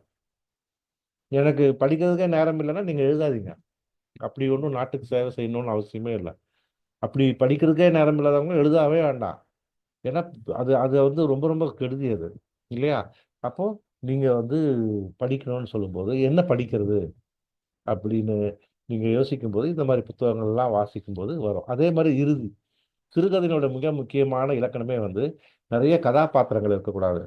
ஒரு முக்கியமான பாத்திரம் ஒன்று, அதை கன்ஃபரண்ட் பண்ற ஒரு இன்னொரு பாத்திரமா இருக்கலாம், இல்லை அது ஒரு ஒரு செட்டிங்கா இருக்கலாம், அதாவது இல்லை ஒரு சம்பவமா இருக்கலாம். செட்டிங்னா அந்த இடமா இருக்கலாம். நான் இந்த இடத்துக்கே வந்திருக்க கூடாது அப்படின்னு வந்து சொல்றது அந்த செட்டிங்கோட கன்ஃபரண்ட் பண்றோம். நான் அவளை பார்த்துருக்கவே கூடாது அப்படிங்கிறது ஒரு கேரக்டரை வந்து பேசுகிறோம். இது மாதிரி நீங்கள் வந்து ஏதாவது ஒரு இஷ்யூவோட கன்ஃபார்ம் பண்ணுறது 1 2த்துக்கு மேலே இருக்கக்கூடாது. நிறைய கதாபாத்திரங்கள் மற்றெல்லாம் வரணும்னு அவசியம் இல்லை, சொல்லிக்கிட்டா போக முடியும். ஏதோ ஒரு ஒரு விஷயத்தை எடுத்துக்கிட்டு அந்த விஷயத்துக்கு தீர்வு சொல்ல போகிறேன். அதை தான் நீங்கள் திருக்கதை இதெல்லாம் மறந்துருக்கேன். சாதாரணமாக இப்போ நான் உங்ககிட்ட ஒரு விஷயத்தை வந்து பகிர்கிறேன் என்று சொன்னால், சார் நான் காலையில் எந்திரிச்சு இன்னைக்கு இப்போ பேப்பர் படித்தேன், சாப்பிட்டுட்டேன் அப்படின்னு சொல்லி ஒருத்தர் முடிச்சிட்டானா நீங்கள் என்ன நினைப்பீங்க? சரி, அது உங்க மகனா இருந்தா சரி, வெரி குட், அடுத்தது போய் படிங்கன்னு சொல்லலாம். இல்ல வேற யாராவது சொல்லலாம். யாரோ ஒருத்தர் பக்கத்து வீட்டுல இருந்து வந்து இதை சொல்றாருன்னு வச்சுக்கலாம். இதை சொல்றதுக்கு அங்கிருந்து நீங்க வந்தீங்க. அப்பா அவர் சொல்றாரு, எங்க வீட்டுக்கு பின்னால தோட்டத்து மேல ஒரு நீளமா இருந்தது, பாம்பு மாதிரி இருந்தது சார் அப்படின்னாரு. இப்ப எனக்கு கியூரியாசிட்டி. ஏன்னா என் வீடும் அவரோட பக்கத்து பக்கத்து வீடு. என்ன சொல்ல வர போறாருன்னு எங்க அடுத்த கேள்விதான் வந்து என்ன ஆச்சு, ஏதாச்சு அப்படின்னு அவர்கிட்ட கேட்கிறேன். அடிச்சு போட்டோம் சார் எல்லாரும் சேர்ந்துட்டாருன்னா பாடகாச்சு சார், அது உங்க வீட்டு பக்கமா இறங்கி வச்சுட்டாருன்னா கூடுது. இப்போ அதே மாதிரி தான் கதையில வந்து இப்போ இங்கே கேட்டு தெரிஞ்சுக்கிறோம், ஒரு ஒரு சில நிமிடங்களில் முடிச்சுக்கிறோம். இதே கதைகள்ல வரும்போது வாசகனுக்கு இப்போ படிக்கிற வாசகனுக்கு அவனுக்கு வந்து என்ன நடக்குது, அந்த அனுபவம் எனக்கு வேணுமே அப்படின்னு அவன் வந்து நான் ஒரு கதை ஒன்று வந்து இதை மட்டும் இதோட சொல்லிட்டு முடிச்சிடுறேன். ஒரு கதை எழுதியிருந்தேன். இது வந்து உண்மையாகவே நடந்த ஒரு சம்பவம். ஒருத்தர் என்கிட்ட சொன்னாங்க. அவங்க வந்து அவங்களுடைய பழைய எக்ஸ் வந்து கல்யாணம் நடக்குது. ரிசப்ஷனில் வந்து அவன் வந்து நிற்கான் க்யூவில். இவங்களுக்கு வந்து பயம் வந்துச்சு. ஏன்னா அந்த எக்ஸ் பிரிஞ்சு போகும்போது அவன் சொன்னா நிம்மதியாக விட மாட்டான் அப்படி இப்படின்னு சொல்லி விட்டான். ஸோ இதை கல்யாண வீட்டில் பார்த்தோன்னே வேர்க்க ஆரம்பிச்சிச்சு. நம்ம கதை முடிஞ்சுதுடா அப்படின்னு அவங்க சொல்லிட்டு இருந்தாங்க. அவன் பாட்ட வந்துட்டு அவன் விஷ் பண்ணிட்டு போயிட்டான். இதுதான் சாதாரண விஷயம், அவ்வளோதான். இதை இதை மையப்படுத்தி நான் ஒரு கதையை எழுதினேன். அமெரிக்காவில் வந்து ரெண்டு பேரும் சந்திக்கிறாங்க, ரெண்டு பேரும் காதல். ஆனால் ரெண்டு பேருடைய சூழல் வந்து கல்யாணம் பண்ணிக்க அனுமதிக்கலைன்னா அவன் வந்து அவன் ஊருக்கு திரும்பி போக வேண்டிய ஒரு கட்டாயத்துக்கு வரா. காரணம் அவங்க அப்பா அம்மா மட்டும் தனியாக இருக்கிறாங்க. And she decided to get back to home town. இவன் வந்து அங்கே தான் இருக்கணும் அப்படின்றது அவனுடைய விஷயம். இது ரெண்டு கன்ஃபரன்டேஷனில் டிசைட் பண்ணலான்னு கொஞ்ச நாள் கழிச்சு கொஞ்சமாக அவங்க வந்து பிரிஞ்சுறாங்க. அது மாதிரி எடுத்து வந்து அவன் கடைசியாக வந்து கல்யாண வீட்டுக்குள்ளே வந்து அவன் கல்யாணம் நடக்கும்போது அவன் வரான். அவன் வந்து வந்து வந்து ஒரு தடவை அவன்கிட்ட சொல்கிறான், நான் வந்து எனக்கு எழுதின லெட்டர்லாம் கொண்டாந்து உனக்கு கிஃப்டாக கொடுப்பேன்னு ஏதோ சொல்கிறான் விளையாட்டுக்கு. இப்போ இதுதான் ஆரம்பிக்குது கதையில வந்து அவன் முதல்ல அந்த ரிசப்ஷனில் நிற்கிறான். ரிசப்ஷன் தான் கல்யாண மண்டபம். கல்யாணத்தில் நிற்கிறாங்க. அந்த குளிரில் ஏசிலேயே அவளுக்கு வேர்க்குது. அவன் நிற்கிறான், நகர்ந்து வரான். அவன் பார்வையே பயமா இருக்கு. அவன் கையில வந்து பெருசா பரிசு பொருளே இல்லை. ஏதோ ஒரு கவர் வச்சிருக்கான். லெட்டர் தான் கொடுக்க போறானா அப்படின்னு அவன் நினைக்கிறான். அப்படிதான் நான் அந்த அந்த கதையை கொண்டு போனான். அப்போ கதையை சொல்ல வேண்டிய அவசியம் இல்லை. ஒரு வேளை ஏதாவது வாய்ப்பு கிடைச்சா நீங்க படிக்கலாம், அதுக்காக சொல்றேன். அப்போ எப்படி ஒரு ஒரு ஒரு சம்பவத்தை வந்து கதையா உருவாக்குறோம் அப்படிங்கிறத முக்கியம். அப்போ அதை படிக்கிறவனுக்கு வந்து அந்த கதை முடிகிற வரைக்கும் அவன் என்னாச்சு, கல்யாணம் நடக்குமா நடக்காதா அப்படிங்கிறது வருது இல்லை. இது மாதிரி ஏதோ ஒன்று இந்த இந்த மாதிரி சம்பவங்கள் வந்து நம்ம கேட்குறோம்ல, இதெல்லாம் நம்மளை வந்து எல்லா நேரத்துலையும் அது மாதிரி லைஃப்பில் கிடைக்காது. ஆனால் அங்கே தான் சில ரியல் லைஃப் சுச்சுவேஷனையும் நம்முடைய கற்பனைகளையும் இல்லை அங்கே இங்கே நடந்தது எல்லாத்தையும் சேர்த்து நம்ம வந்து படைக்கணும். இங்கே தான் மிக முக்கியம். யாராவுடைய கதையாவது ஒருத்தர் வந்து நம்மக்கிட்ட வந்து கொட்டிக்கிட்டு போயிட்டாருன்னா அதை கொண்டு போய் கதையாக எழுதி அவர்களை சங்கடப்படுத்தி விட்டுறக்கூடாது, ஆபத்து. அது பெண்ணா இருந்தா ஆணா மாத்துங்க, ஊரை மாத்திருங்க. அப்புறம் அதுல வேற சில செய்திகள் அவங்களே அந்த கதையை படிச்சா கூட வந்து அவங்களுக்கு எந்த விதத்துலையுமே வரவே வராது. இது எந்த விதத்துலையுமே நம்ம கதைன்னு அவங்களுக்கு தோணக்கூடாது. அந்த அளவுக்கு வந்து கதைகளை வந்து நீங்க வந்து கதைகள் அப்படிங்கிறது வந்து வெறும் வாழ்க்கையில நடந்த சம்பவங்கள் மட்டும் இல்லை. நினைவில் வச்சுக்கோங்க, சம்பவங்கள் பிறகு கற்பனைகள். இதுல வந்து எவ்வளவு விகிதத்துல நீங்க கலக்குறீங்கன்றதை பொறுத்து தான் படிக்கிறவங்களுக்கு சுவையா இருக்கும்னு சொல்லி ஏறத்தாழ ஒரு மணி நேரம் பேசிட்டோம்னு நினைக்கிறேன். நான் உள்ளா சொல்லியிருக்கிறேன் எனக்கு தெரியாது. என்னால் முடிஞ்ச அளவுக்கு நான் வந்து என்னுடைய செய்திகளை வந்து உங்களோடு பகிர்ந்து கொண்டேன். ஏதேனும் கேள்விகள் இருந்தால் கேட்கலாம்.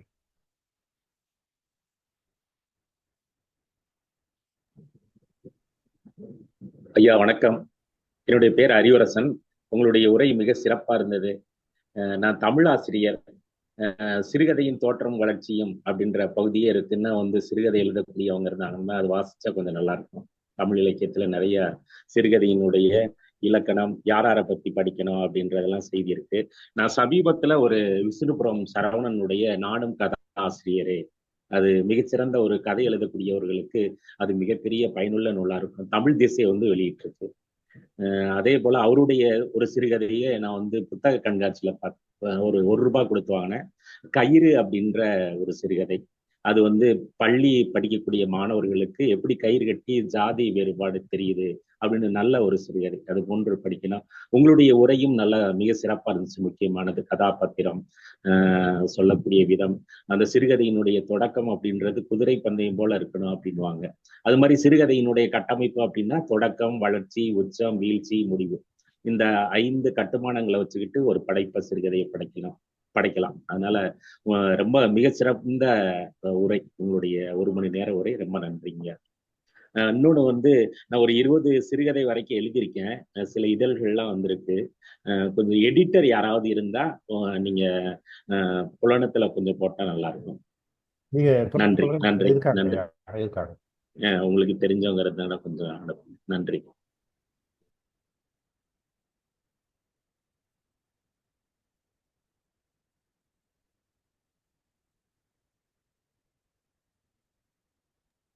வேற யாரும் பேசுறீங்களா?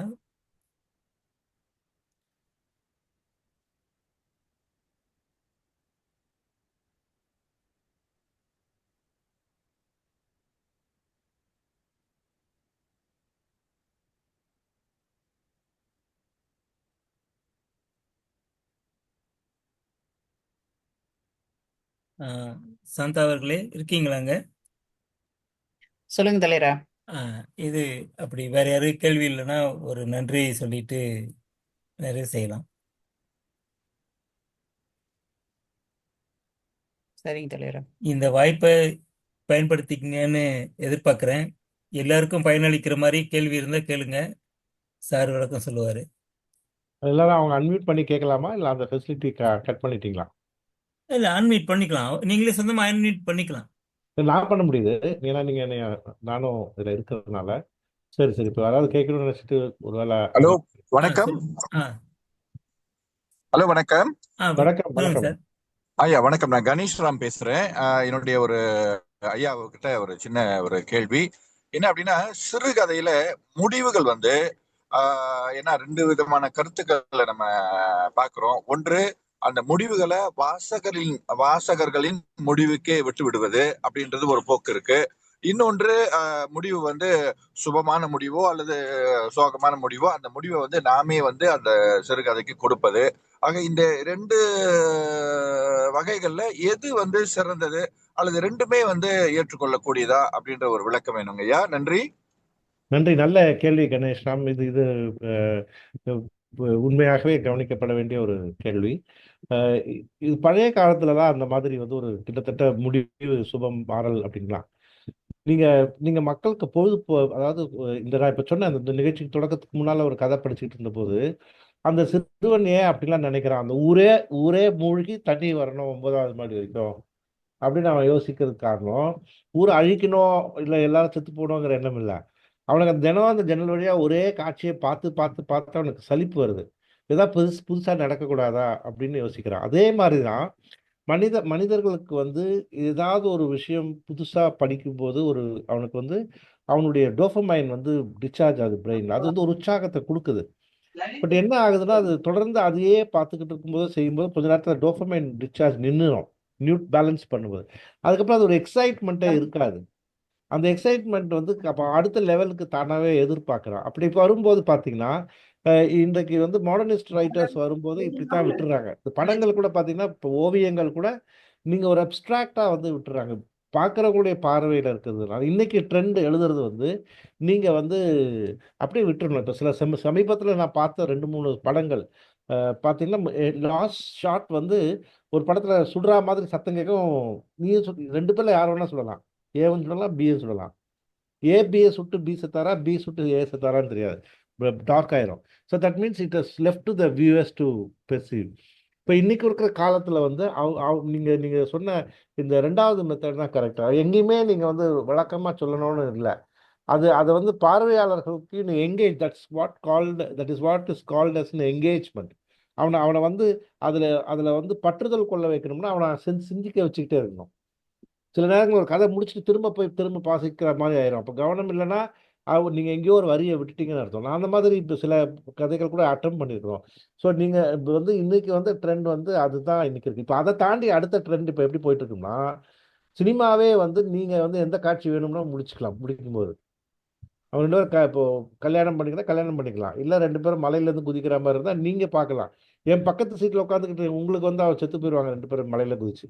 என்னோட தான் 2 பேரும் கல்யாணம் பண்ணி சிரிச்சுக்கிட்டே வருவாங்க. இப்போ இன்னைக்கு இன்டராக்டிவ் மூவிஸ் வந்து ஸ்டேஜஸ் வந்து வருது.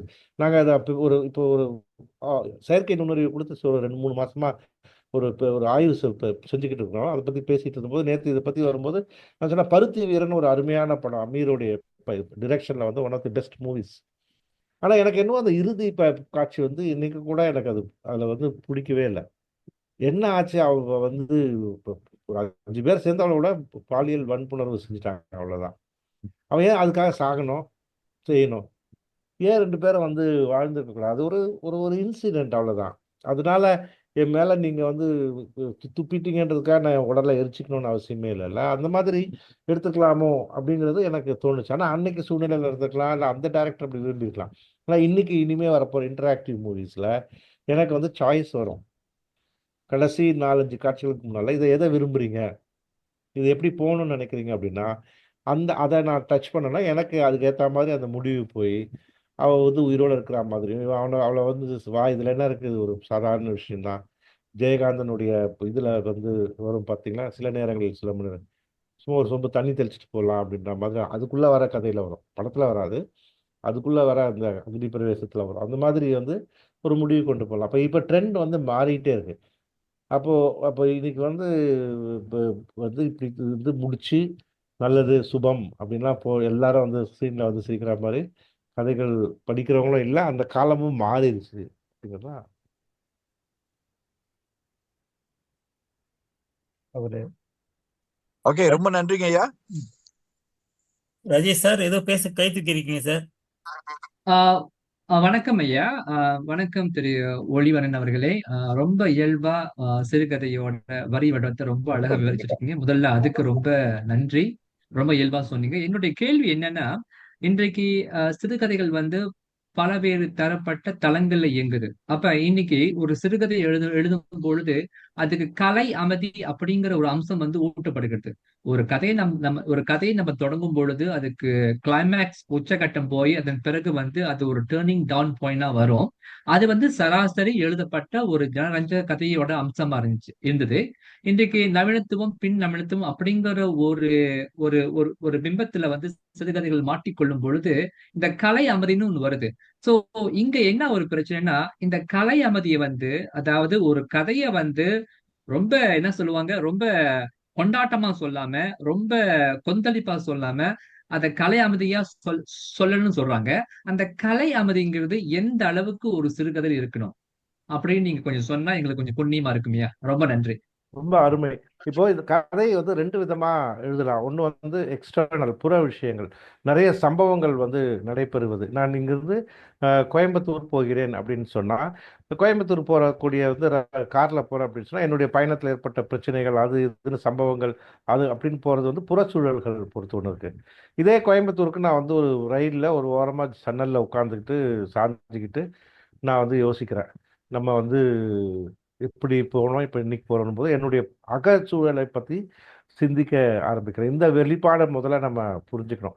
ஏன்னா இந்த இந்த இன்னைக்கு வந்து இலக்கியம் அப்படின்னு வந்து கொண்டு வரவங்க எல்லாருமே இந்த 2வது பாங்கு தான் எடுத்துக்கிறாங்க. முதல் பாங்கு அதனாலதான் சுஜாதா போன்றவர்களோ, ராஜேஷ்குமார் போன்றவர்களோ, இப்போ மற்ற அந்த மாதிரி ஒரு ஆட்களை எல்லாம் வந்து ஒரு ஜனரஞ்சகமான எழுத்தாளர்கள் அப்படின்னு பிளான் பண்ணால ஆக்சுவலா அதுக்கும் வந்து ஒரு ஸ்கில் செட் வேணும். இப்போ சிட்னி ஷெல்டன் நாவல்ஸ் எல்லாம் நீங்க அப்படிலாம் கடந்து போயிட முடியாது இல்லையா? அது வந்து நிறைய நாவல்ஸ், பட் ஆனால் அதை நம்ம பார்வையில வந்து யாரெல்லாம் வந்து அகச்சூழல்களை வந்து நிறைய எடுத்து வச்சுட்டு எழுதுறாங்க அப்படிங்கிறது. 2வது நீங்க கேட்ட கேள்விக்கு வரும்போது எப்படி வந்து உங்களுக்கு அனுபவத்தை கொடுக்குது அப்படிங்கிறது. நீங்க வாழ்க்கையில நிறைய நண்பர்களை சந்திப்பீங்க. ஒவ்வொருத்தரும் உங்களுக்கு ஒவ்வொரு அனுபவங்களை கொடுக்குறாங்க. ஒன்னொன்னும் வந்து ஒரு சுவையான அனுபவங்கள். இதுல இதுல வந்து நீங்க அங்கதான் ஒரு எழுத்தாளர் பேலன்ஸ் பண்ணும். இன்னைக்கு வந்து இது எல்லாமே இல்லாம கட்டுடைத்தல் அப்படிங்கிறாங்க, டீகன்ஸ்ட்ரக்ஷனுங்கிறாங்க. நீங்க எதையெல்லாம் அதுதான் போஸ்ட் மாடர்னிசம்ல வருது. நீங்க எதெல்லாம் வந்து வந்து இது வரைக்கும் ஒரு விதியா இருந்ததோ அந்த விதிகளை எல்லாம் உடைக்கிறாங்க, கட்டுடைத்தல் அப்படிங்கிறாங்க. அப்ப அதுல வந்து நீங்க கேரக்டர் போயிட்டே இருக்கும், திடீர்னு உள்ள வந்து எழுத்தாளரே உள்ள வந்து அவரே ஒரு கேரக்டரா வருவாரு, வந்து அவரே திரும்ப வெளியில போறது, இப்படிலாம் வந்து நிறைய எக்ஸ்பெரிமெண்டலாக வந்து அதாவது ஆய்வு முறையில வந்து எழுதுறதுலாம் நிறைய வந்திருக்கு. எல்லாமே எண்ட் ஆஃப் த டே வந்து ஒரு எக்ஸ்பீரியன்ஸ் தான். நான் அது வந்து பயாஸ்கோப்பில் போய் படம் பார்த்தது, அப்புறம் டூரிங் தேட்டரில் பார்த்தது, அப்புறம் வந்து இப்போ பெரிய தேட்டரில் பார்த்தது, அப்புறம் ஏசி தேட்டரில் பார்த்தது, அப்புறம் டிடிஎக்ஸ் அந்த மாதிரி பார்த்தது, அப்புறம் வீட்டில் ஓடிடியில் பார்க்குறது, ஃபோனில் பார்க்குறது, எக்ஸ்பீரியன்ஸ் தான். சரி, அதை நான் சொன்னது போல் மனிதனுக்கு புதிய புதிய அனுபவங்கள் தேவைப்படுகிறது. இதே தானா அப்படின்னு அவன் சொல்லிட முடியாமல் இருக்கிறதுக்கு எழுதுறோம். அதனால தான் நீங்கள் பார்த்தீங்கன்னா இந்த கலை இலக்கியம்லாம் காலத்துக்கு ஏற்ப வந்து ஒரு வடிவங்கள் மாறிக்கொண்டே வருகிறது. இப்போ இனி நாம் நகர்ந்து கொண்டு போகிற இதில் வந்து டிஜிட்டல் உலகமும் கூட சேரும்போது இன்னும் பல வேடிக்கைகளை நாம் வந்து சந்திக்க காத்திருக்கிறோம். நன்றி.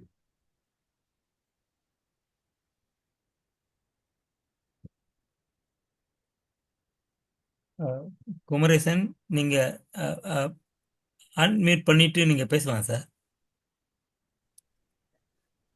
வணக்கம். மகிழ்ச்சி. ஒரு இனிமையான இலக்கிய பொழுதாய் அமைத்து கொடுத்த அமைப்பாளர்கள், உரையாளர் அனைவருக்கும் என்னுடைய மனமார்ந்த பாராட்டுகளும் வாழ்த்துகளும். நன்றி. ஒளிவண்ணன் அவர்களுடைய இந்த இலக்கிய படைப்புகள் சார்ந்த உரைகள், கருத்துகள் ஏற்கனவே நான் அறிவேன், உரையாடி இருக்கிறோம் என்றால் ஒரு குறிப்பிட்ட கேள்வியை இங்கே முன்வைக்க விரும்புகிறேன். அது என்னவென்றால், ஒரு படைப்பு, அப்புறம் அதை படைப்பை படிக்கிற ஒரு வாசகம், இந்த ரெண்டு பேருடைய உறவு எடுத்துக்கொள்வோம். அந்த உறவு என்பது அந்த படைப்பாளினுடைய ஒரு மன நிறைவுன்னு ஒன்று இருக்குல்ல, ஒரு சிறந்த படைப்பு அல்லது போராடி போராடி ஒரு நேர்த்தியான ஒரு படைப்பை வழங்குவதில் இருக்கிற அந்த அத்தனை தடைகளை மீறி வெற்றிகரமாக ஒரு படைப்பை கொடுக்கும்போது ஏற்படுகின்ற படைப்பு சார்ந்த மனநிறைவு. இதை தாண்டி ஒரு வாசகர் அதை படிக்கிற போது அதன் நுணுக்கங்களுக்கெல்லாம் புகுந்து ஏதோ அவர் வாழ்க்கையில் நடந்ததோ, அவர் கேள்விப்பட்டதோ, அல்லது அவர் அறியாததா ஒன்றா கூட இருக்கலாம், புதிதாக கூட இருக்கலாம், ஏதோ ஒன்று உள்வாங்கிக்கிறார்ல, அப்படி வாசகருடைய அந்த மனநிலை, இந்த ரெண்டுக்குமான உறவோடு ஒரு படைப்பினுடைய பயணம் நின்று விடுகிறதா? அதை தாண்டிய ஒரு சமூக விளைவு என்பது இருக்கிறதா? அதுதான் என்னுடைய கேள்வி. அண்ணன் குமரேசன் அவர்களுக்கு நன்றி. நாங்கள்லாம் இன்னைக்கு எழுதுறோம் அப்படின்னு சொன்னா எங்களை எல்லாம் வந்து கைப்பிடித்து அழைத்து சென்றவர்கள். அதனால அவருக்கு முதல்ல நன்றி, பாராட்டுக்கள். என்னுடைய கதை தொகுப்பு எல்லாத்தையுமே வந்து படிச்சுட்டு நேர்த்தியான, திறமையான, அதாவது உண்மையான விமர்சனங்களை கொடுத்தவர். அதுவும் வந்து நம்ம இப்படிலாம் அதில் இருக்கிற குறைகளை கூட நம்ம மனம் நோகக்கூடாதுன்னு சொல்லி அதை அழகாக வந்து எடுத்து சொல்லக்கூடியவர். கேள்வி அவர் கேட்டது ரொம்ப மிக முக்கியமான ஒரு கேள்விதான். எழுத்தாளர்களுக்கும் வாசகர்களுக்கும் கதை இப்போ ஆரம்பத்திலேயே சொன்னது போல நம்ம எந்த எழுத்தாளரும் அந்த சமூகத்துக்காக பெருசாக செய்ய போறேன்னு எழுத வேண்டிய அவசியம் இல்லை. ஒரு சமூக அக்கறை இருந்தால் போதும். இந்த இந்த மாதிரி எழுத ஆரம்பித்த காலகட்டங்கள் வந்து நீங்கள் இப்போ முன்னால் எல்லாமே பார்த்தீங்கன்னா அன்னைக்கு சமூகத்தில் இப்போ வந்து சாதாரணமாக வீட்டில் நடந்த செய்திகள், இப்போ சார்ல்ஸ் டிக்கன்ஸ் போன்றவர்கள் எழுதும்போதெல்லாம் பிரச்சனை வரல. ரஷ்யாவில் எழுதுகின்ற போது நிறைய பிரச்சனைகள் வந்தது. ஏன்னா அவங்க வந்து கட்டுரையாக எழுதும்போது சில விஷயங்களை எழுதினால் அவர்களுக்கு உடனே மரண தண்டனை வழங்கப்பட்ட ஒரு கொடூரமான ஒரு காலமாக இருந்தபோது கதை மாந்தர்கள் வழியாகத்தான் உரையாடினாங்க. தந்தை பெரியார் கூட பார்த்தீங்கன்னா நிறைய விஷயங்கள் வந்து சித்திரப்புத்தன் கதைகள்னு உரையாடல்கள் மூலமாக வந்து ஒரு கதை போல தான் வந்து நிறைய செய்வாங்க. ஏன்னா கதைகள் வழியாக நீங்கள் வந்து கடத்த முடியும் சில செய்திகளை வந்து நுணுக்கமாக. வந்து எது மற்றவங்க வந்து கோச்சிக்குவாங்களோ, வருத்தப்படுவாங்களோ அப்படின்லாம் தான் எந்த கவலையும் இல்லாமல், பயப்படுறதோ இல்லாமல் கதைகள் வழியாக சொல்லக்கூடிய வாய்ப்புகள் இருக்குது. அதில் ஒரு ஆபத்தும் இருக்குது. என்னென்னா அதுதான் பிரதானம்னு எடுத்துக்கிட்டோம்னா அது பிரச்சார நோக்கில் வந்து போக ஆரம்பிச்சிடும். ஆகவே அது எங்கே அதை சரியாக நீங்கள் ஒரு ஒரு ஒரு நன்றாக சமைக்கப்பட்ட உணவில் உங்களுக்கு எதுவுமே தெரியக்கூடாது. யாராவது வந்து சரியா இருக்குது இது அப்படின்னு சொன்னாங்கன்னா அப்போ அது தோத்து பாலு மகேந்திரா அவர்கள் சொன்னது நினைவுக்கு வருகிறது. ஒரு சினிமா படத்தை பார்த்து விட்டு இந்த படத்தில் உங்கள் கேமரா ரொம்ப நல்லா இருக்குன்னு யாராவது சொன்னாங்கன்னா அவருக்கு வந்து அவ்வளவு அவமானமாக இருக்குமா. ஏன்னா ஒரு நல்ல படத்தில் வந்து நீங்கள் இசையை வந்து தனியாக பிரித்து சொல்லக்கூடாது, நீங்கள் ஒளிப்படத்தை தனியாக பிரித்து சொல்லக்கூடாது, வசனத்தை பிரித்து சொல்லக்கூடாது இல்லையா. எல்லாமே ஒட்டுமொத்த கலவை உங்களுக்கு வந்து ஒரு அனுபவத்தை கொடுக்க வேண்டும். அதுதான் எழுதுறவங்களுக்கு மிக மிக முக்கியம். ஆனால் எழுத்தாளர்கிட்ட வந்து அந்த சோஷியல் கான்ஷியஸ்னஸ், சமூக அக்கறைங்கிறது வந்து அவனுக்குள்ள இருக்கணும். அவன் வந்து எதையுமே வந்து ஒரு காதில் வாங்கிக்க மாட்டேன். ஊரே வந்து வந்து ஒரு ஒரு அடிபட்டு கிடக்கும்போது நான் வந்து ஊமத்தப்பூவை பற்றியும் செந்தூரப்பூவை பற்றியும் எழுதிக்கிட்டு இருப்பேன்ட்டு எழுதிக்கிட்டு இருக்க முடியாது. நான் வந்து எதுங்க போய் தலையிட முடியும், எனக்கு ஆட்டோ வந்து நான் அடிக்கிறதுக்கு என்ன வந்து இவங்க அப்படிங்கிறது ஒரு எழுத்தாளனுடைய இல்லை. எழுத்தாளன் அப்படிங்கிற வந்து ஒரே வரியில வந்து அந்த விஷயத்தை வந்து கடத்த முடியுங்கிறத நம்ம இப்போ வந்து தாஸ்தவஸ்கியோட எழுத்துக்களையும் பார்த்துருக்கோம், டால்ஸ்டாயோட எழுத்துக்களையும் பார்த்துருக்கோம். அதுதான் எழுத்தாளருடைய கடமையாக நினைக்கிறேன். அப்போ he should be socially conscious person, சமூக அக்கறை கொண்டவராக இருக்க வேண்டும். சமூக பார்வை இருக்க வேண்டும். அதை வந்து சரியாக பயன்படுத்தும். அதனால கொடுக்குற அனுபவங்கள் வந்து எப்படி வேணா இருக்கலாம். நீங்க வித்தை காட்டுற மாதிரி தான். என்ன கேட்டால் வார்த்தைகள் கொண்டு வித்தை காட்டுறோம். நீங்க வந்து இந்த சர்க்கஸ்ல இப்படி தூக்கி தூக்கி தூக்கி தூக்கி அந்த இதுலலாம் போடுவாங்க தெரியுமா? நமக்கு வந்து ஆச்சரியமா இருக்கும். நம்மளால ஒரு 2 பாலை வச்சுட்டு இப்படி போட முடியும். 5, 6, 7, 8ன்னு போடும்போது சந்தோஷமா வந்து அப்படியே உற்சாகத்துல கை தட்டுறோம். அதே மாதிரி பார்ல விளையாடுறாங்க பாருங்க, பார் டான்ஸு. நம்ம இங்கிருந்து அங்கே தவணை கீழே விழுதுறோம். அவன் இப்படி அப்படி பண்ணும்போது கை தட்டுறோம். அதே மாதிரி நீங்கள் நீங்கள் கொண்டு போய் சேர்க்க வேண்டிய செய்தி தான். அந்த செய்தியை நீங்கள் வந்து உங்களுடைய வார்த்தைகள் மூலமாகவும் கதை சொல்லக்கூடிய முறையிலையும் வந்து படிக்கிறவர்களுக்கு ஒரு புது புது அனுபவங்களை எல்லாம் கொடுக்கிறீர்கள். மகிழ்ச்சி. அதுவே வந்து எனக்கு தெரிஞ்சு வந்து ஒரு ஒரு ஒரு டோட்டல் வந்து மகிழ்ச்சி கொடுத்துரும். அவ்வளோதான். அதுதான் எதிர்பார்க்குறாங்க, அதுக்கு மேலே இல்லை. ஆனால் இதற்கு இடையில நீங்கள் எங்கேயாவது வந்து ஒரு ஒரு ஒரு ஆடைக்குள்ள இருக்கும் நூல் போல ஒரு செய்திகள் உள்ள போகணும். அது துருத்திக்கிட்டு நூல் வழியில வந்தால் கட் பண்ணிடுவோம் இல்லையா? அது அது அது நிறைய வந்துச்சுன்னா அது பயனாடை இல்லை, பயனற்ற ஆடையாயிரும். அதே மாதிரி கதைகள் வந்து நிச்சயமாக வந்து சமூகத்தை வந்து அப்படிப்பட்ட கதைகள் தான் நம்மளை வந்து அடுத்த கட்டத்தை, என்னை பொறுத்த வரைக்கும் இலக்கியம்ங்கிறது அதை தான் நான் இலக்கியம்னு சொல்லுவேன். ஒரு இலக்கை நோக்கி செல்வதாக இருக்க வேண்டும். இது எதுவுமே இல்லாமல் இருக்கிறது வந்து அது படைக்கப்பட்ட என்ன பிரயோஜனம்? இப்போ the proof of the pudding is in eating என்று சொல்லுவார்கள் இல்லையா? அந்த உணவை வந்து சாப்பிடுவதற்கு தான் அந்த உணவினுடைய சிறப்பு இருக்கிறது. அதுபோல் வந்து அது நிச்சயமாக அண்ணனுக்கு தெரியும் இந்த பதில். அவர் வந்து நான் வந்து அதில் சரியா இருக்கிறேனாங்கிறத தான் கேட்குறாரு. நான் சரியா சொல்லிட்டேன்னு நினைக்கிறேன். நன்றி.